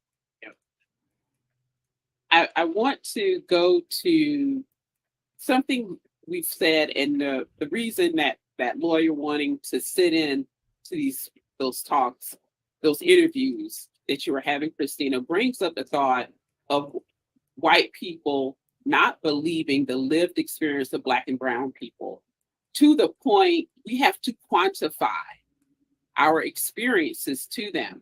So let's talk about why white people don't believe the experience of Black people, the experience of Latinos, the experience of Hispanic people and other marginalized people. Why don't they believe it? It's a lot easier to not believe than it is to believe.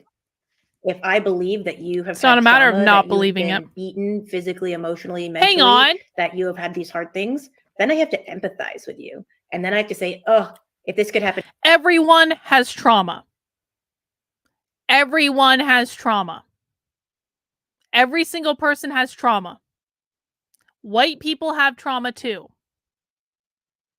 All trauma is bad. But that doesn't necessarily mean that the workplace is where you sort out your trauma. Listen, if you're talking about having like a good employee, like an IEP program or something like that, where you're like you're supporting your employees in terms of getting them non-woke therapy, where they can go and talk out their feelings, I completely support that. I think it's a good idea, especially in today's world. Oh my God, the world is so fucked up. Like, honestly, one of the best things that organizations could do right now is to hire like actual psychologists. And I'm not just saying that from a self-serving thing, because I don't do that type of work like at all. I do like assessments and trainings and things. But like one of the best investments an organization could make is like a good non-woke therapist. Like in Billions. In Billions, they had the therapist that they could go talk to anytime that they were having feelings. And it was the therapist's job to give them a place to air their feelings and then to refocus them on the job at hand. That is a extremely wise use of money. But to say that trauma only happens to Black people is not accurate.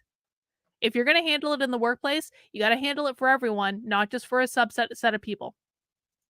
To you could happen to someone else I know and love. And then I have to feel things that hurt to feel, even if you're just empathizing. And so it's easier to just say, no, my perspective is the only one, and I had a good time, therefore everybody's having a good time. It's much harder to deal with the reality than it is to deal with your reality.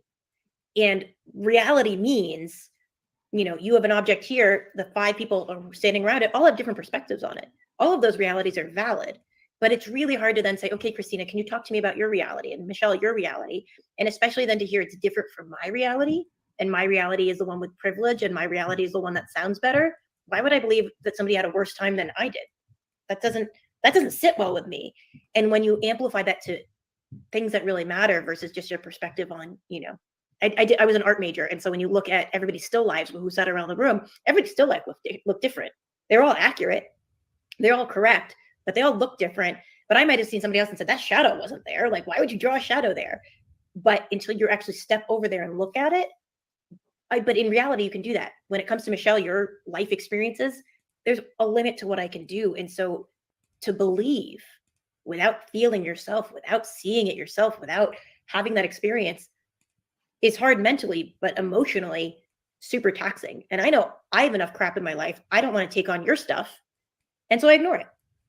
But the reality is, a rising tide lifts all boats. The more you can get behind everybody's realities and say, okay, this wasn't mine, especially as a white person. And let's say I'll be speaking, this is my generalization from the perspective of a white person. The more you can get behind and say, okay, Christina, I believe you. I've never experienced this. And I'm just going to extend that faith, that olive branch, whatever you want to call it. Whatever I think of next is going to be better because I have Christina's perspective with me. And then the other perspective. But if I just want to get it done fast and easy, I'm going to screw your perspectives. It's all about mine. And so it takes more work to take in other perspectives. It takes work to believe other people. A lot of people don't want to put in that work. It's not part of their job responsibility. Yeah, it's It's not what you're I paying laugh them when I think for. about how old I was before I realized that people were experiencing the world differently than I was. It was amazing to me. It was a profound aha one day that, wow, people are having a different experience than I am. And so you're absolutely right, Jess. What happens is I do fucking look like people her. don't I don't see like it. it. I don't like it at all. And it's just like you talked about growing up in People a who small look alike community have like and the oftentimes police have like officer is some giving you a spiritual things warning or going telling you on. to I go don't like it. home. It is very possible to believe that that's how all police officers treat all young people. And so it's very challenging to think that someone might be treated differently. And um, as much as these things have been going on for many, many, many years where people have been treated differently, thank goodness for cell phone cameras, because now the world is starting to see that not everyone is treated differently. I've read stories about white women who have adopted Black children. And one woman was driving down the street. She was teaching her son to drive, and he was behind the wheel. Police pulled him over because he was concerned about the mother's well-being. Like, was she being kidnapped? And it was like astonishing. Like, as much as he tried to tell her what his lived experience was, she couldn't believe it, even hearing it from her son until that day. And then all of a sudden she really believed that, oh my God, like this really does happen.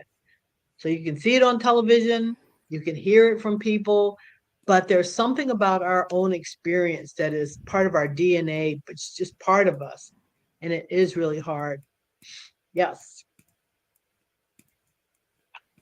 I would say the issue with Black and brown people having to, and other marginalized people, having to continue to share their experiences to white people to validate our lived experience, we're continuing to live through that trauma.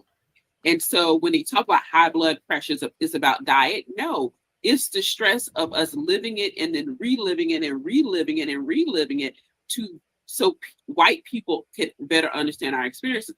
Luckily, there are, like you said, cell phones, there are tech companies that are capturing those experiences for white people to walk through virtually. You go through that VR experience, so we don't have to go through it mentally over and over again. What? Because it is. Did she just say that there are virtual reality experiences where white people can understand what it's like to be treated like a Black person? I want to listen to that again. Hang on.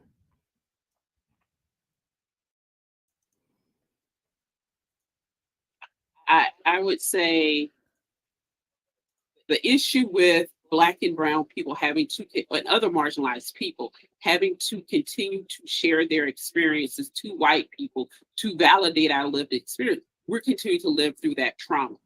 And so when they talk about high blood pressures, is about diet, no, it's the stress of us living it and then reliving it and reliving it and reliving it so white people can better understand our experiences. Luckily, there are, like you said, cell phones, there are tech companies that are capturing those experiences for white people to walk through virtually. Oh, you go through that VR experience, so we don't have to go through it mentally over and over again. Because what are these VR experiences where I can find out what it's like to be a Black person? I would seriously watch it. I really would. Incognito, congratulations on the bingo. Sorry I didn't see it till just now. Awesome. Well done. Okay, guys, we're going for blackout bingo now. But if you still get a line bingo, you can still count it and shout out bingo, and we'll give you a hearty round of applause for that. Sean says the Museum of Tolerance VR, South Park called it. Does this actually exist? Does anyone know what this was? No, that's not the grievance studies. That's not what they're talking about. Let me know if you guys find any VR experiences where I can learn what it's like to be a Black person. I think that would be great. Because it is very difficult for us, and it's really important that we have other ways to educate you that at the same time does not traumatize us repeatedly. Go ahead. This is where I see white people in DEI and white people in general, again, pushing DEI forward, pushing DEI, anti-racism, anti-isms, all the things forward. In this case, we're talking specifically about DEI, and I tend to cater toward the workplace with that. But this is about saying, I'm going to believe you no matter what you say. If you say bees are red and blue, I'm going to say, okay, Christina, bees are red and blue to you. Let's go with this. And by me as a white person, potentially That doesn't leading sound like a good DEI, idea. as me potentially as a respected white person within a workplace, by saying, I believe Christina, you don't have to explain anything. Maybe somebody else next to me is going to say, okay, so now we need to make sure that Hang those on. who see the bee in King Peter of the chat says, search for Courtney Cogburn VR. Hang on. We're doing this in real time. Courtney Cogburn VR. Oh, that's not VR. That's VT.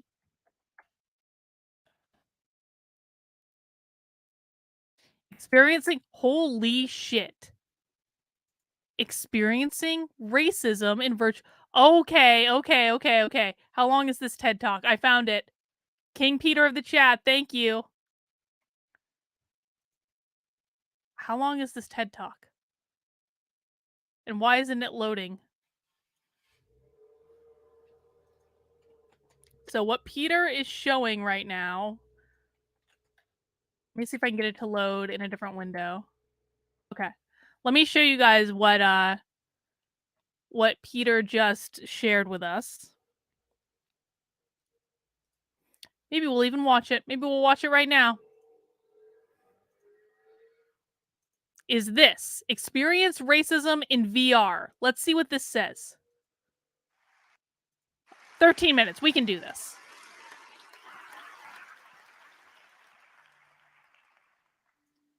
I have a vivid memory Oh. of the day I learned Trayvon Martin was killed. My Facebook newsfeed was filled with some of my friends who were pregnant with Black boys at the time, complaining about not being able to sleep, feeling anxious, frustrated, angry, hopeless. They were lamenting bringing their children into this world. Juxtaposed to that anguish were some posts from some of my white friends who were giggling about adorable kitten memes, posting cupcake recipes. Some of them were talking about the death of Trayvon, but it was clear that none of them were holding in their bodies or felt personally threatened by the death of this stranger. Yeah, I'm trying to find my volume thing. I can't find it. Volume. Extensions, volume manager. Oh! Why can't I get my extension to work? Hang on. I'm trying to turn up the volume on this, guys. I'm just having trouble accessing the thing I actually use. Oh, volume manager. There it is. Okay, found it. I don't apparently know. There. Okay, now it's clipped to the thing. All right. This should be better. Since become the mother of a delightfully precocious and sweet little boy. There we go. I'm curious about his personality and who he'll become, and I admire the crook in his smile. But I also wonder when the oohs and the ahs, the gushing of strangers, will turn into clutched purses, fear, or perceptions of threat. For me, Trayvon is not a stranger. He's my son. And the threat that killed him is not easily exchanged for kitten memes or cupcake recipes. The threat that killed Trayvon is something that I consider every day as a mother and as a scientist. As a scientist, my work focuses on how our lived experiences contribute to racial inequalities in health. That's not I'm science. haunted by this pattern in the data It's that not indicates science. that Blacks fare worse than whites when it comes to health. For the 15 leading causes of disease, 15 leading causes of death, heart disease, cancer, stroke, hypertension, Blacks have an earlier onset, faster progression, and earlier death than whites. What's particularly striking about this pattern is that it persists at every level of socioeconomic status. Even when we account for education, income, health insurance, we still see this difference between Blacks and whites. What do we do with that? If it's not education, it's not income, why is race explaining health? How do we account, how do we understand the probability of my dying sooner than my white counterparts, in spite of my education and income? This collision of this deeply personal part Could of have my a life family and my history. professional life has led me to a question. It's not that of hard. What would it take? What would it take for you to understand that racism is more complex than being called a name or even violence at the hands of police? What would it take for you to accept that we still live in a world where the color of someone's skin can get them killed, passed over for a job, denied a loan, denied housing, a fair shot? What would it take for the videos and reports of Black bodies being gunned down by police to register as a pattern of racism and not merely as a consequence of insubordination or criminality? What would it take for the outcries of racial injustice to register not as a sensitivity or as a card to be played, but as an unacceptable social reality? What would it take for the data you see and that you say you get? What would it take for for you to connect and feel the reality behind that data? So we're getting extra bingo words today. What would it take for you to not just feel bad or to empathize, but to act and think differently? To refuse to live in a world where the color of one's skin can dictate their health or well-being? I talk a lot about racism, and I'm used to there being a point in the conversation for the audience to turn inward. They start focusing on their emotions of guilt, shame, anger, indifference. I'm going to ask you to not do that. Stay in the room with me, stay present. There's a quote I like by Dr. Turning inward is staying present. What is she talking about? Like, I fucking hate how these people have destroyed mindfulness. I wrote a whole goddamn book about mindfulness. I still on rare occasions practice mindfulness when I am so inclined. And one of the reasons I don't as much anymore is because these people have ruined it. They have ruined it.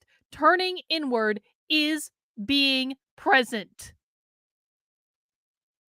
My God. And by the way, I also want to say, like, it's these people that have actually made me more indifferent to racism because they have overplayed their hand over and over and over again. I don't really care what this woman has to say at all. We're watching it because it's contextual for the other presentation we're watching about. I don't care what she has to say though, because people like her have destroyed my industry, have turned people against each other, have done way more harm than they've done good, and they're still telling me that I need to sit quietly and stay present with them and their feelings. Fuck you, dude. No. George Yancey in a letter that he That might have been a little published aggressive. in I the don't New York really care. Times that he addressed to white America. And in this letter, he says, I'm asking you to look deep, to look into your soul with silence, to quiet that voice that will speak to you of your white innocence. Quiet that voice that will speak to you of your white innocence. Make room for my voice in the deepest part No of your white psyche. people are innocent. Try to be silent. Practice listening. So what I'm asking you to do is to not focus on how it feels for you to hear me describe oppression, but focus on the oppression. When I talk to my students, I often give an example of me describing someone on the ground with a boot on their neck, and they're focused on what it feels. Hang on. King Peter of the chat says, you can download the VR experience for free, just need a VR setup. I'm going to have to download it and report back 1,000 cuts journey. Yeah, Peter, you would be doing all of us a service if you would download and test this virtual racism experience. That would be fantastic, actually. Feels like to look at and we someone appreciate on the you ground for it. with the boot on their neck, as opposed to focusing on the person on the ground with the boot on their neck. Focus on the oppression. I am a professor. at Columbia University in New York City. Columbia in the School fucking of Social University. Work at that.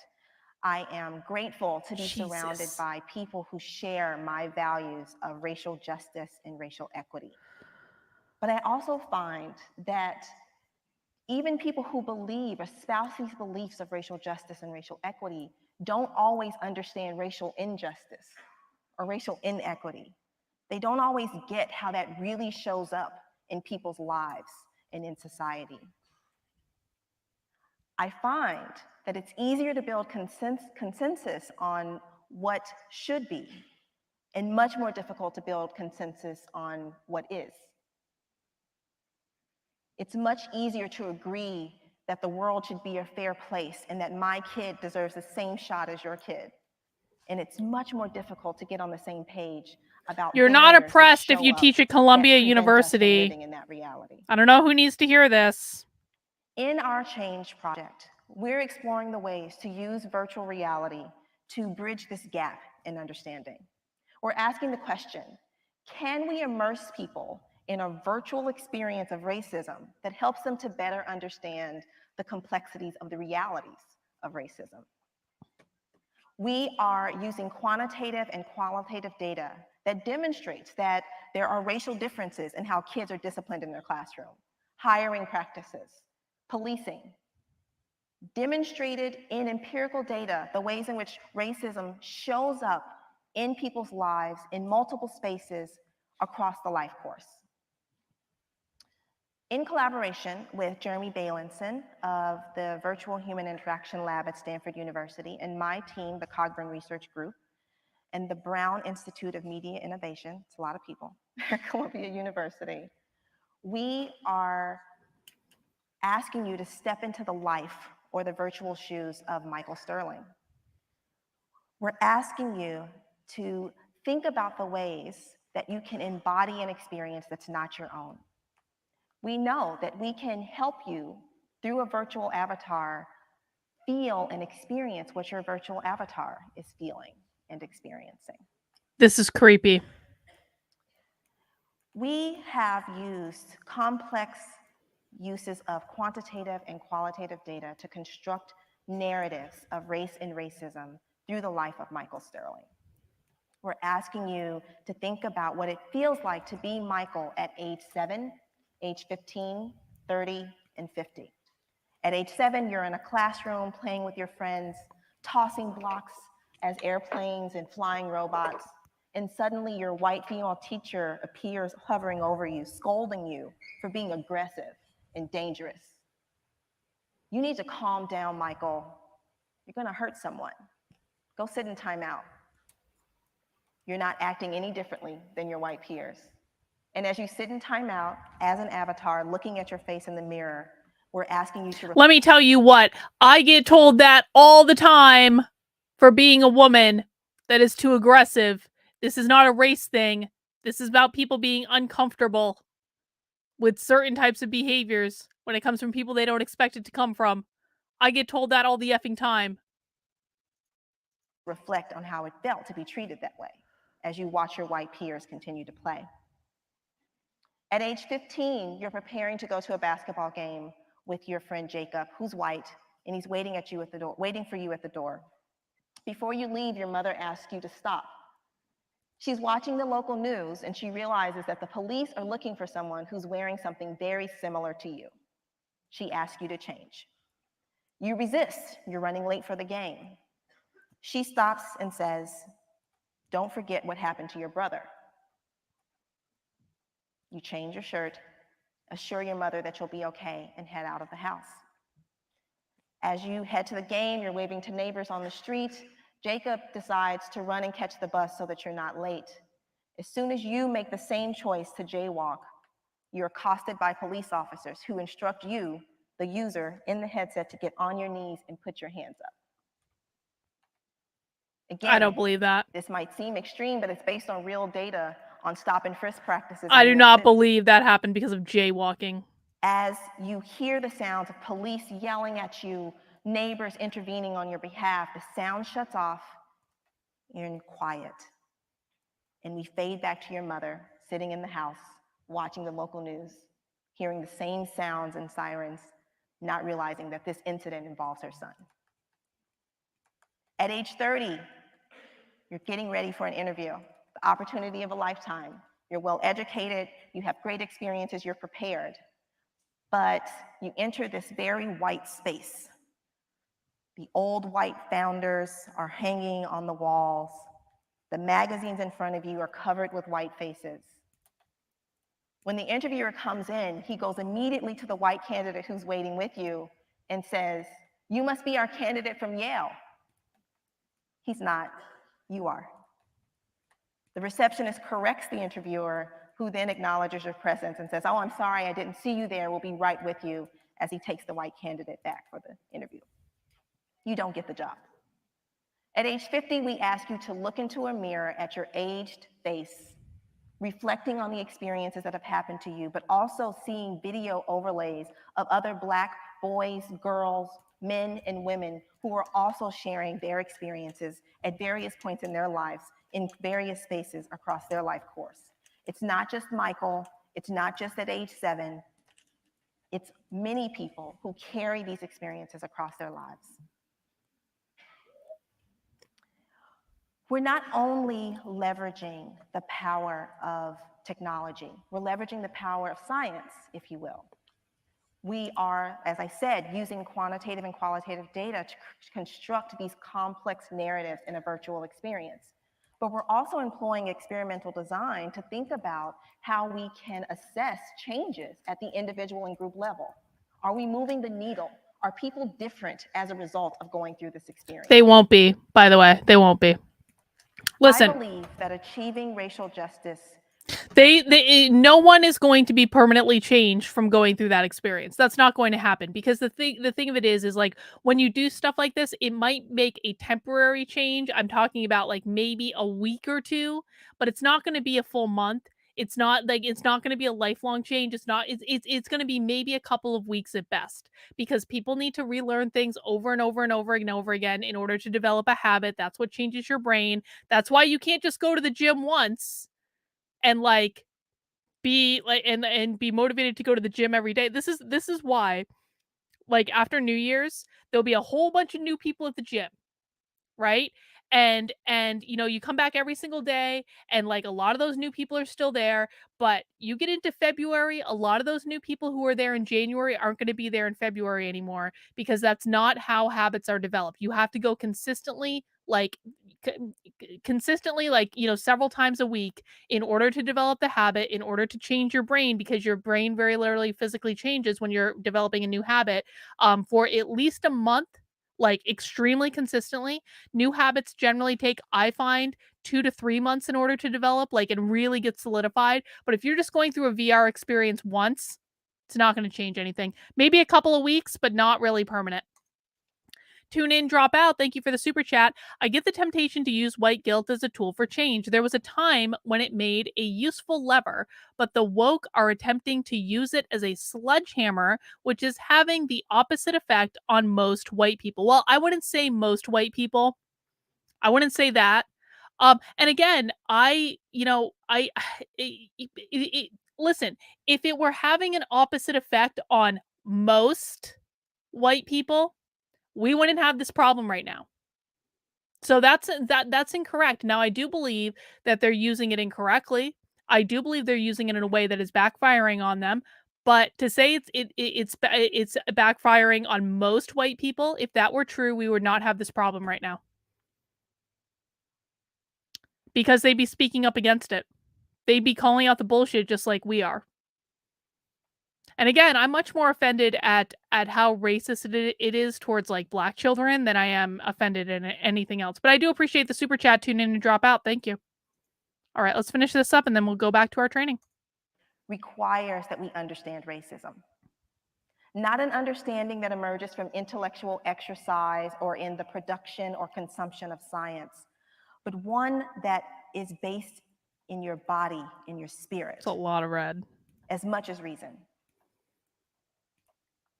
So I ask you again, what would it take for you to not just feel bad or empathize, but to act and think differently? What would it take? Well, I hope King Peter of the chat goes through that VR thing at some point. I think that would be a really interesting thing to learn about. And Peter, thank you for bringing that up. We appreciate it. Let's go back to our training. We've got about 20 minutes left of this, of whatever this is. Mount that like button, guys, if you haven't already. I appreciate it. Oh, gosh.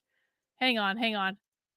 Oh, gosh. So the videos kept playing on the other tab, and it was just extremely loud. Okay, now we can go back. Red and blue have the same experience as those who see it as black and white or whatever it is. And so then all of a sudden you're saying, I'm amplifying this perspective. I'm amplifying this voice. So Christina doesn't have to say it again. And Michelle, something that I think people get confused a lot with, especially people who don't go to therapists. I see my therapist once a week, thank God. Otherwise I would actually go crazy and look legitimate white sense. Lady. You know, trauma can be small, it can be microscopic, or it can be effing huge. It doesn't make it any less of a trauma if it's this small versus this big. And trauma is trauma is trauma. And reliving it is reliving it is reliving it, no matter what size it is. And especially in the workplace, in a place that hypothetically everybody is equal. There's equity. And somebody mentioned equity versus equality. Great difference to look that up and talk through that conversation. But white people, by saying, I believe you, you don't have to say it again. You don't have to repeat yourself. I will never ask you, and I will defend if somebody else asks you. I will say they don't have to relive this experience. They said it once, and let's trust. That's how we push things forward. This isn't about moving a needle. This is about saying, yes, let's go to this next step. Believing is one step. Okay, move on, for Christ's sake. Like, let's keep moving. Let's not get stuck on these basic 101 concepts. There's much more difficult things ahead. Believing should be a standard. And white people, by believing, saying, yes, this is her experience, let's move forward. That's a way that white people can move DEI forward. You know, I see Dominique posted, how would you approach DEI for mixed races? And I think that's a really great question, because we are facing more and more and more young people are I'm really glad this got asked. I want to know how they answer it. And what comes to mind for me is where we see our best outcomes when we're working with, and I mean, when I'm working with, I don't care whether it's the senior leadership team or frontline folks, where people are having conversations about their lived experiences and about their challenges. I was working with a leadership team the other day, and I showed them a video of Seattle, Washington has done a lot of great work around diversity, and they did this even prior to George Floyd.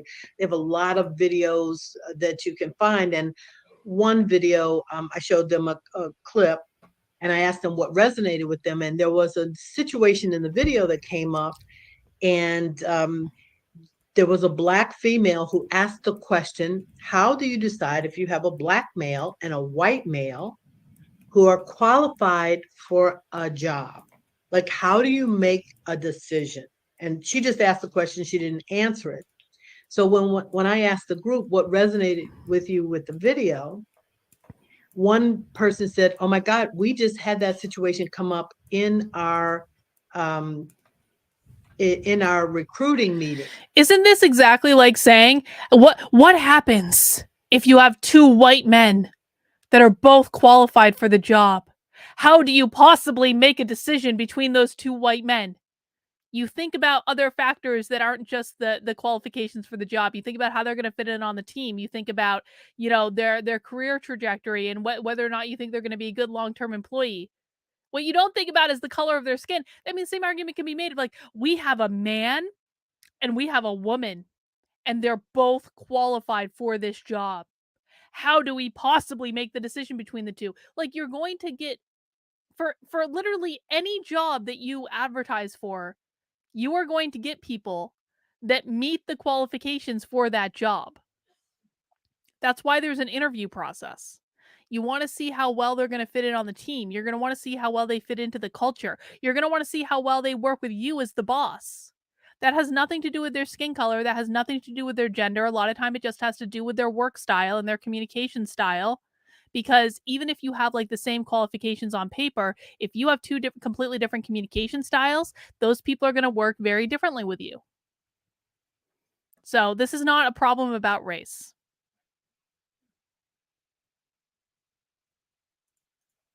in our hiring meeting that we had 2 candidates, one black male, one white male. And I said, there were 40 people in this space on Zoom. And I said, I'd like to turn that over to your group. What do you say? I was so happy that one white male spoke up and said, what are our goals for our organization? The goals for our organization is to have our company mirror the community that we serve. They're going to say they're hiring him based on skin color. I would hire the black man. That's not legal. Now, that's how a white person can push DEI forward. That's not legal. You are not allowed to make that. You are not allowed to involve skin color in your hiring decision. So what we're learning here is that this particular diversity trainer doesn't know basic fucking employment law. So I do workplace style assessments, right? I do like the DISC assessment. Every once in a while I talk about the DISC assessment.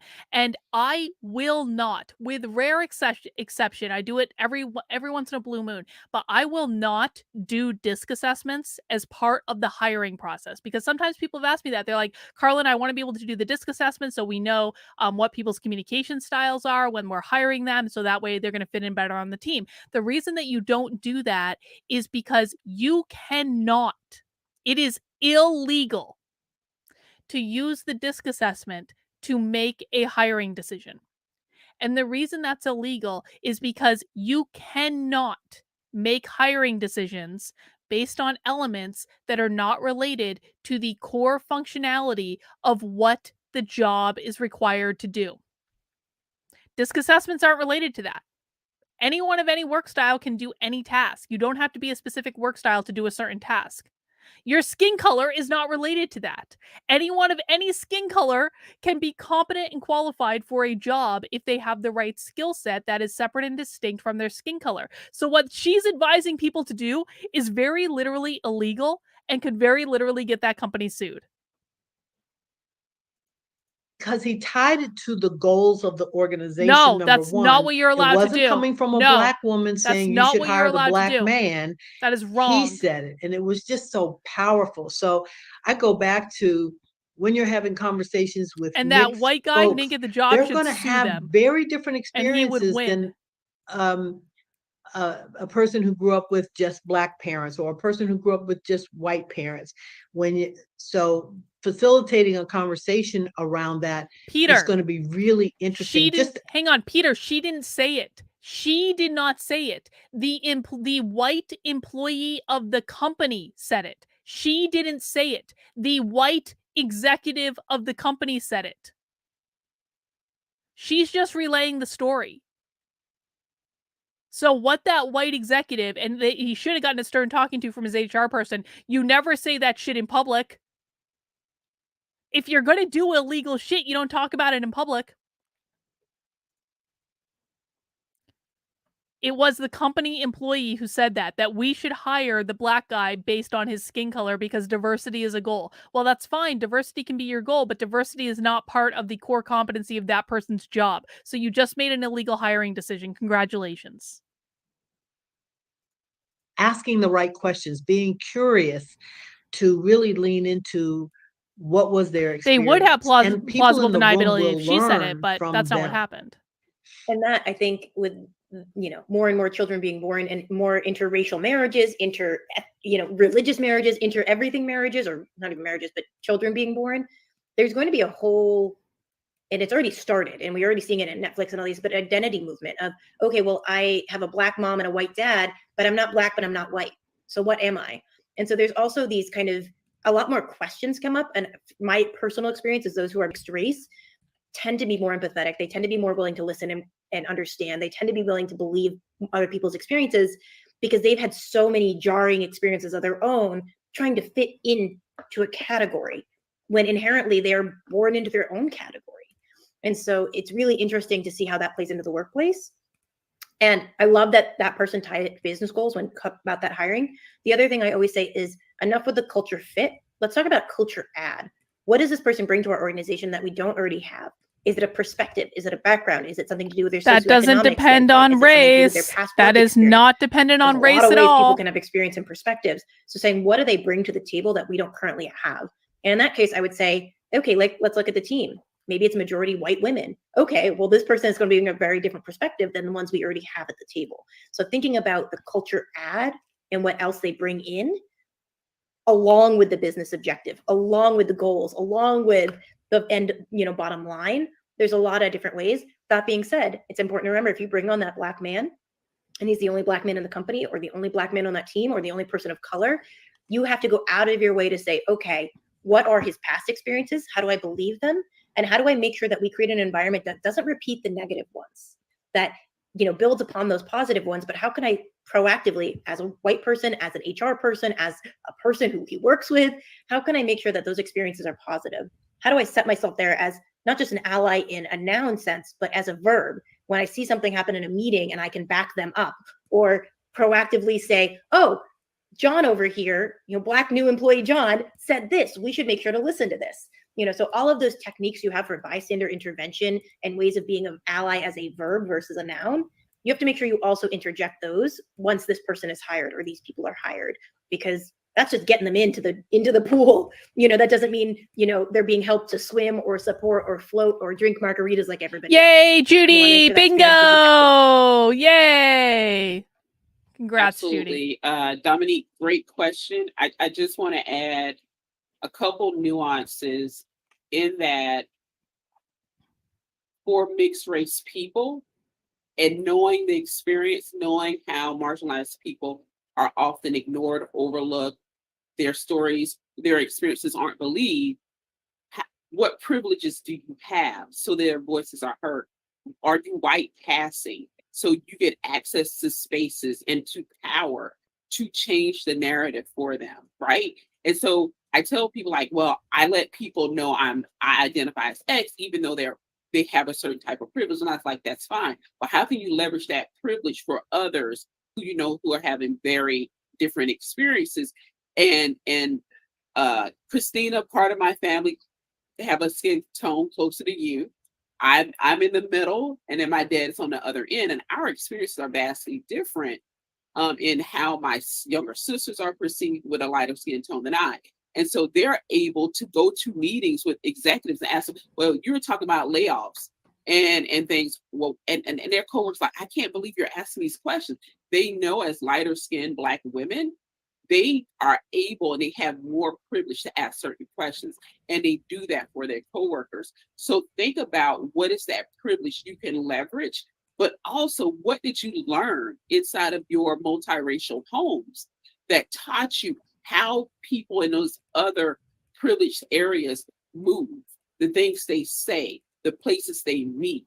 How do they infiltrate, or how do you infiltrate those spaces to help disperse power?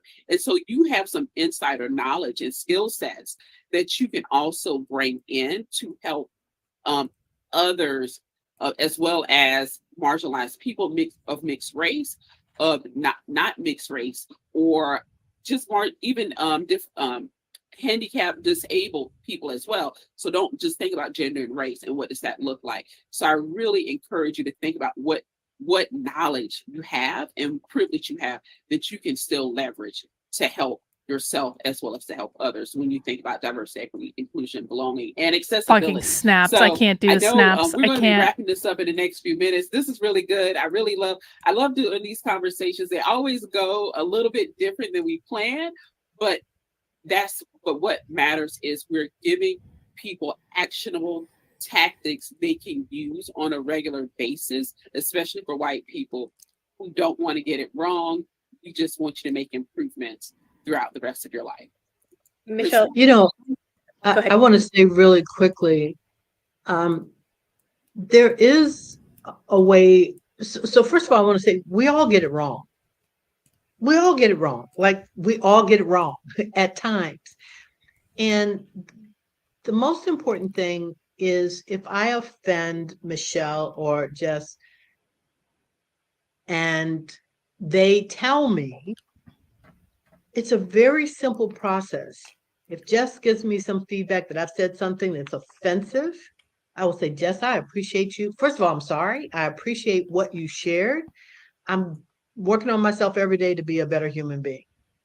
It's that simple. You don't have to go into, oh my God, I didn't mean to say that. Like, I'm so sorry. I'm so embarrassed. You don't have to do all that. I apologize. And I've had to do this. I do DEI work all day, every day. And I offended someone one time. Thank goodness it was just once, but I offended someone and I said, I'm sorry. I appreciate the feedback, because how would I know if that person didn't tell me? How would I know? And I'm human. I'm working on it every day. Yes, oops, ouch moments. Absolutely, absolutely. There's a great book for anybody who's just interested in this topic in general called The Vanishing Half by Britt Bennett, and it's about these Black towns, these towns that just were all Black people, but these specifically is two sisters, one who was born very Black and one who was born very white passing, and their life trajectories. And it's beautifully written and beautifully read. So highly recommend that. And Michelle, I'll link you to it after this. When I was 16, I had the fortunate opportunity to move to the island of Grenada, which is the end of the Caribbean. It is an island filled of amazing Black people. And when I was 16 and my parents and I lived there, we were the only white family living on the island. And so I was dropped and immersed in this culture. And so it was fortunate, and I learned a lot. And I made a lot of mistakes. And I'm sure there were microaggressions galore that I was the one who perpetrated. But I learned and I brought back, and it shifted my entire life thought and trajectory, and has impacted every day of my life since. That comes with privilege, because my mother was a college professor. She was able to take a sabbatical. We were able to go and live someplace different. I was able to homeschool myself. There's a whole bunch of elements of privilege, but you can get those experiences every day. And it is the responsibility of white people. It is the responsibility of white people who lead organizations. It is the responsibility of white people in politics, wherever you are, to say, what experiences can I put myself into? Do you know what they're doing right now? Do you know what these two Black ladies are doing right now? They're allowing the white woman. This is the reason they brought the white woman onto this panel. They are using the white woman to lecture white people, because there is no one that loves lecturing white people more than white, bougie, progressive women. They may not even have planned this. I kind of think they probably did. They knew what they were getting. They're like, you're not, yeah, well, because they even talked about it at the beginning of the presentation, didn't they? They were like, white CEOs, they're not going to listen to people who look like us, which I don't actually believe is true, but that's what they thought. And so they literally brought the white, bougie, progressive woman onto their panel as the tool to lecture the white CEOs. Without it being a zoo. You don't want to drop in somewhere and say, I'm watching you and I'm watching what happens here. But you need to get those experiences and open up your eyes a little wider and be a little bit more curious. Yes, and Grenada was invaded by the US. I could talk about that for days and how ridiculous it was. And they bombed the mental hospital, and there was not a war going on. And it's all about Cuba. Everything's all about Cuba, it seems. But she's like a full-on communist. This is fascinating. I'm going to look her up. Even if they make you feel, I'm going to look her up. I bet God, she's got a crazy website. Made that microaggression before. Oh my God. Those oops and oh moments are going to bombard you. The more you open yourself up to experiences. And that is okay. And that is part of learning. And you can acknowledge your past and still be very present and progressive in the future. And so that's just my only thought, is find those moments. Put yourself in places that might feel a little uncomfortable. Probably the more uncomfortable, not unsafe, but uncomfortable, and have those conversations and be okay with your ego getting hurt a little bit. Because again, I work in the space and I have messed up and I have been the perpetrator of microaggressions, and I've done a lot of things that I probably shouldn't have done. And Michelle, to your point in the very beginning, like, this is about moving forward. You got to acknowledge the crap that you did wrong, but it's about not making the mistakes again and helping others not make the same mistakes you have. Stephen, I'm really surprised they haven't said capitalism, because they're talking about Cuba right now. Women, we are some of the most dangerous people to DEI when not done correctly. Right, Freudian slip. So she's self-aware. Own how much power in the positive you have to affect the world too. For all the folks listening, you have so much inherent power to push things forward. And one thing, circling back around, and then I'll stop talking, is if you have one action item from me, go back to your organization and said, when's the last time we did a compensation audit to make sure people were paid equitably? Keep asking that question over and over and over. Cash is king. If nothing else, I want to make sure Christina and I are compensated equitably for the same job that we do, because that's just fairness. That's equity. And if Then your you organization should isn't actively doing negotiate. compensation audits against race, gender, ethnicity, first language, parenthood status, caretaker status, all of these different demographic breakdowns, you're not doing it right. And the more white people and the louder we get, it'll eventually happen. And they'll eventually have to fork over some money. It'll be worth it. So keep asking the questions. Ask your organizations, why aren't we doing X, Y, and Z? And keep asking so that Black people don't have to advocate for themselves. So marginalized communities don't have to advocate for themselves, or they can take a break from advocating for themselves. It is such a bullshit thing to say. Black people shouldn't have to advocate for themselves. Guess what? In life, everyone has to advocate for themselves. Black, white, brown, Asian, Native American, doesn't matter. If you do not learn how to advocate for yourself, it doesn't matter how many compensation audits are done. It doesn't matter how many diversity consultants are brought in. You will not be as successful as you could be if you do not learn how to advocate for yourself. Oh, hello, Murphy's Pool. Hey, Karlyn, you know you want some of this young beta male tushy. I really don't. I really don't, Mr. Avalone. But I appreciate you dropping by. Thank you for the super chat. She looks like she's going to cry there, doesn't she? She looks like she's going to cry. God, I look like her. Oh, I don't like it. I don't like it when I look like people I don't like. And just like take a breather, grab a glass of lemonade, have a good meal, whatever it is they need to do, so that when they do join the fight, you've already moved it forward for them. Thank you for that, Jess. Christina, what are actions, not things, actions white people should be doing to progress diversity, equity, inclusion, belonging, accessibility? So there's so many different things, but there's one thing I specifically want to talk about. You mentioned it at the start of the show. I want to say it again. There are times when white people are doing charitable work, working in foundations, working for nonprofits. One of the most egregious things that I heard was there was an organization where there were primarily white female attorneys who were representing Black and brown people who were on death row. And they felt that because they were doing that work, they could still do racist things within their office towards How are we Black and defining brown racist? attorneys, receptionists, all the way up and down the line. How are we defining racist? What people don't get is sometimes is the work is our internal work. It is understanding our internal white supremacy oppression, our oppression. And a person I follow and love is Dr. Barbara Love, who talks about the liberatory consciousness model, that white people should be doing this work not to free Black and brown people, not to save Black. I don't need to be saved,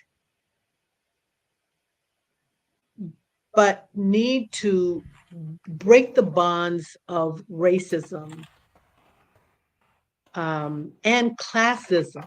More white people are hurt by this racist structure than Black and brown people, because there are more white people. There are more poor white people, middle-class white people who are suffering because of racist white supremacy.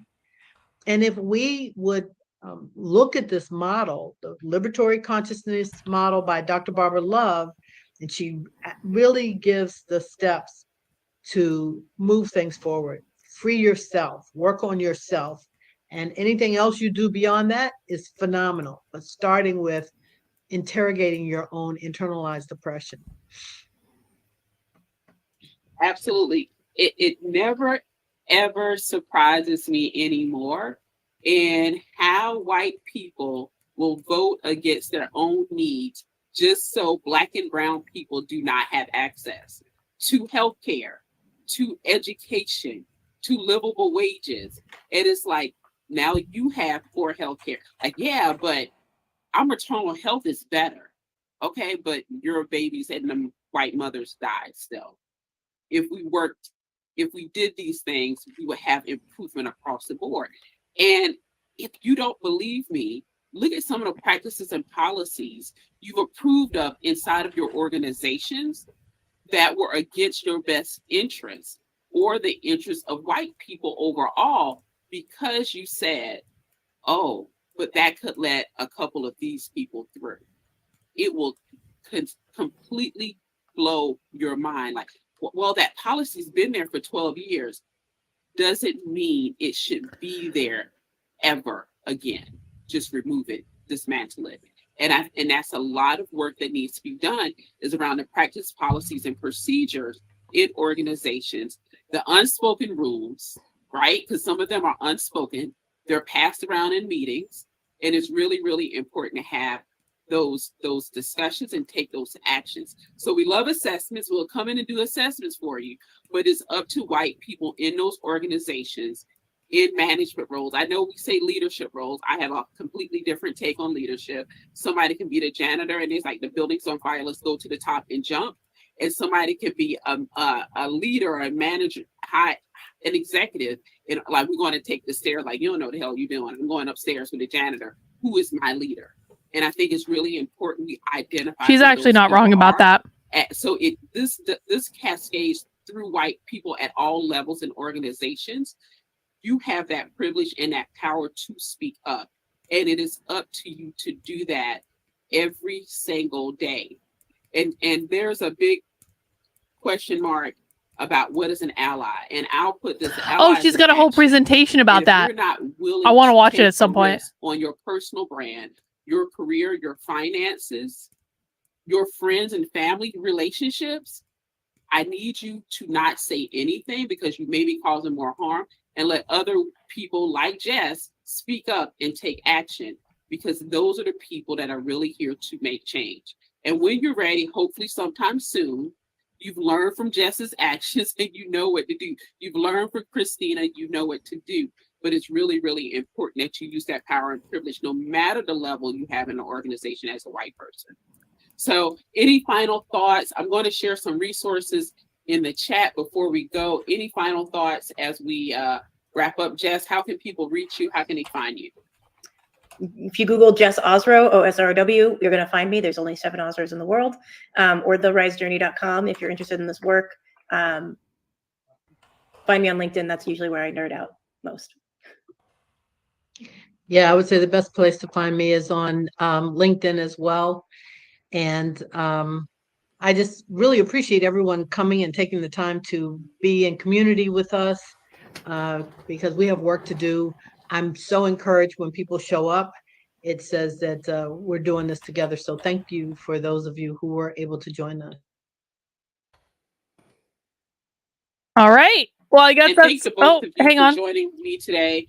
Jess, thank you for this. I guess that's pretty much the presentation for today. So I mean, kind of standard stuff, guys. Like this is workplace stuff that I was seeing like 3 years ago, but it is edifying to me to know that it really hasn't gone anywhere. They're still doing the same things. Again, for those of you who maybe joined late, that training was literally streamed yesterday. So that was not a training that was 3 years old. That was streamed yesterday. And I'm actually really glad it looks like training from 3 years ago, because I really want people to understand that just because this stuff isn't being covered as much in the news doesn't mean it's not still going on. And that's why it's really important we keep on top of it. That's why it's really important that we actually look and see what these people are doing in the real world, because they're posting it all on the internet anyway. It's all readily available to us. It's right there. We just have to reach out and find it. And the news only covers things that are going to be like the new spicy thing that's going to outrage people even more. And oftentimes they aren't covering the thing that they were covering, a year ago, because it's just not as entertaining for people anymore. The news is literally entertainment. This is where we look at what really is going on so that we can have a better assessment of it. Well, guys, I do happy hour every single week on Fridays at youtube.com/activelyunwoke. I'm also on Odyssey. I'm on Rockfin. I'm on Rumble for a little while longer. I'm not going to be streaming on Rumble after the next couple of weeks, just because I'm not getting an audience there. I have to pay them to stream there. It's just not worth it. If people really, really want me to stream on Rumble, then what you need to do, And I will stream on Rumble if people tell me they want me to stream on it. But if people really, really, really, really, really, really, really want me to be on Rumble, what I need you to do is head over to activelyunwoke.com, go to the support page, and I need you to sign up for one of the support options because, guys, I am really working the past couple weeks in particular, ever since I had my little kind of like nervous breakdown where I cried on YouTube. I took some time for myself. I scaled back on a lot of the work I was doing. And now what I'm doing is I'm ramping back up slowly and methodically in ways that I think are going to contribute to the greatest good.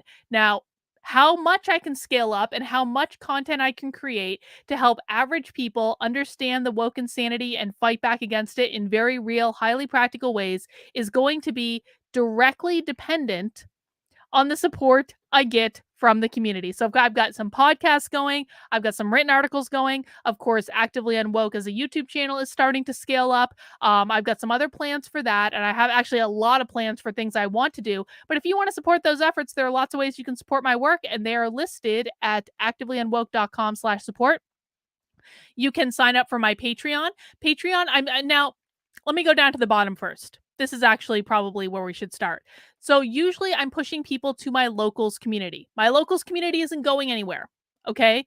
My locals community is still running. It is still functional. Nothing is changing in my locals community. If you do want to make a gift through locals, other you can become a member for $5 a month or $50 a year, or you can make a one-time gift. If you do want to do that through locals, you can still do that and get access to all the same perks and whatever is clever there. You can also sign up for a subscription on my Substacks, Actively Unwoke, and the Red Pill Diaries. But the newest thing I have launched is a Patreon. And one of the reasons I launched Patreon is because I want to be able to expand my audience to hopefully, I really want to get it more disaffected lefties, and I want to get it more politically homeless people. And I just don't think those people are willing to join locals because they perceive it to be a conservative platform. So we're going to offer another option. And lucky for us, it actually comes with more flexibility as well. I know some of you have concerns about Patreon with canceling people. That's okay. You don't have to join through Patreon. You can still join through locals and you're going to get all the same benefits. So if you join through Patreon, you're going to get the same benefits as locals in terms of 2 community Zoom calls a week, in terms of our bitchcraft that we're having tomorrow at 3 p.m., in terms of all that stuff. But there are also exclusive perks that you can get just from Patreon, like this Actively Unwoke sticker that's going to go out for $10 a month. You can also get the Mad Hatter Giving the Red Pill shirt for $25 a month. And all of that helps to support the channel. And when I hit 100 patrons on Patreon, I'm going to be launching a Woke 101 series. We're a long ways off it for right now because I literally just launched the Patreon like yesterday. So we're a ways off it from right now. But when I hit 100 patrons on Patreon, I will be launching a special Woke 101 series that I'm really excited about. And I'll tell you more about that as hopefully we start to build up some audience on there and we start to make some progress towards it. So if you want access to all this information and to, have all this in one nice place, again, this is all on activelyunwoke.com/support. And I hope you guys will sign up at least for locals and join us for our bitchcraft tomorrow at 3 p.m. That's going to be great. Bot says, do you have to bitch or craft, or do you to go to bitchcraft? No, you don't have to. You don't have to bring any craft at all. You can just come hang out. And that's fine. And guys, I will be posting the link to Bitchcraft tomorrow at 3 p.m. In locals and on Patreon so that you can access it there. And it's just an open Zoom where we bitch and we craft. You can do whatever you like, or you can just come hang out. That's fine too. Myriad says, is there going to be Sassy Saturdays without Graphically Alex? I don't think so. I don't know. Alex has other stuff going on in his life. He wants to focus on other things. It was always just for fun anyway. So I don't know if there's going to be Sassy Saturdays specifically. To be honest, I kind of like the idea of having my Saturday nights off. I know people enjoyed Sassy Saturdays. I may still do a reaction stream on Saturday, but I really like the idea of having my Saturdays off because I don't take a lot of time off, and I want to see my husband sometimes, every once in a while. And so I don't know. I don't know what's going to happen. I really haven't thought about it at all in any way. But we'll see. Whatever is supposed to happen is supposed to happen, and we'll figure it out. Sassy Saturdays was always kind of an informal thing anyway. So Alex has decided he wants to do other things. That's totally cool, man. Wish him all the best. And I just don't know what the future is going to hold with that, but we had a bunch of fun when we did it. And he can always come back in the future if he wants to. Maybe we can start him up again. But I'm kind of looking forward to having my Saturday evenings back. But there may be a reaction stream of some sort. I do like doing reaction streams, so we'll just have to see about that. All right, guys, that is all we have for this happy hour. Again, I'll look forward to seeing some of you in Bitchcraft tomorrow at 3 p.m. Take care. Have a great rest of your night, and we will see you soon.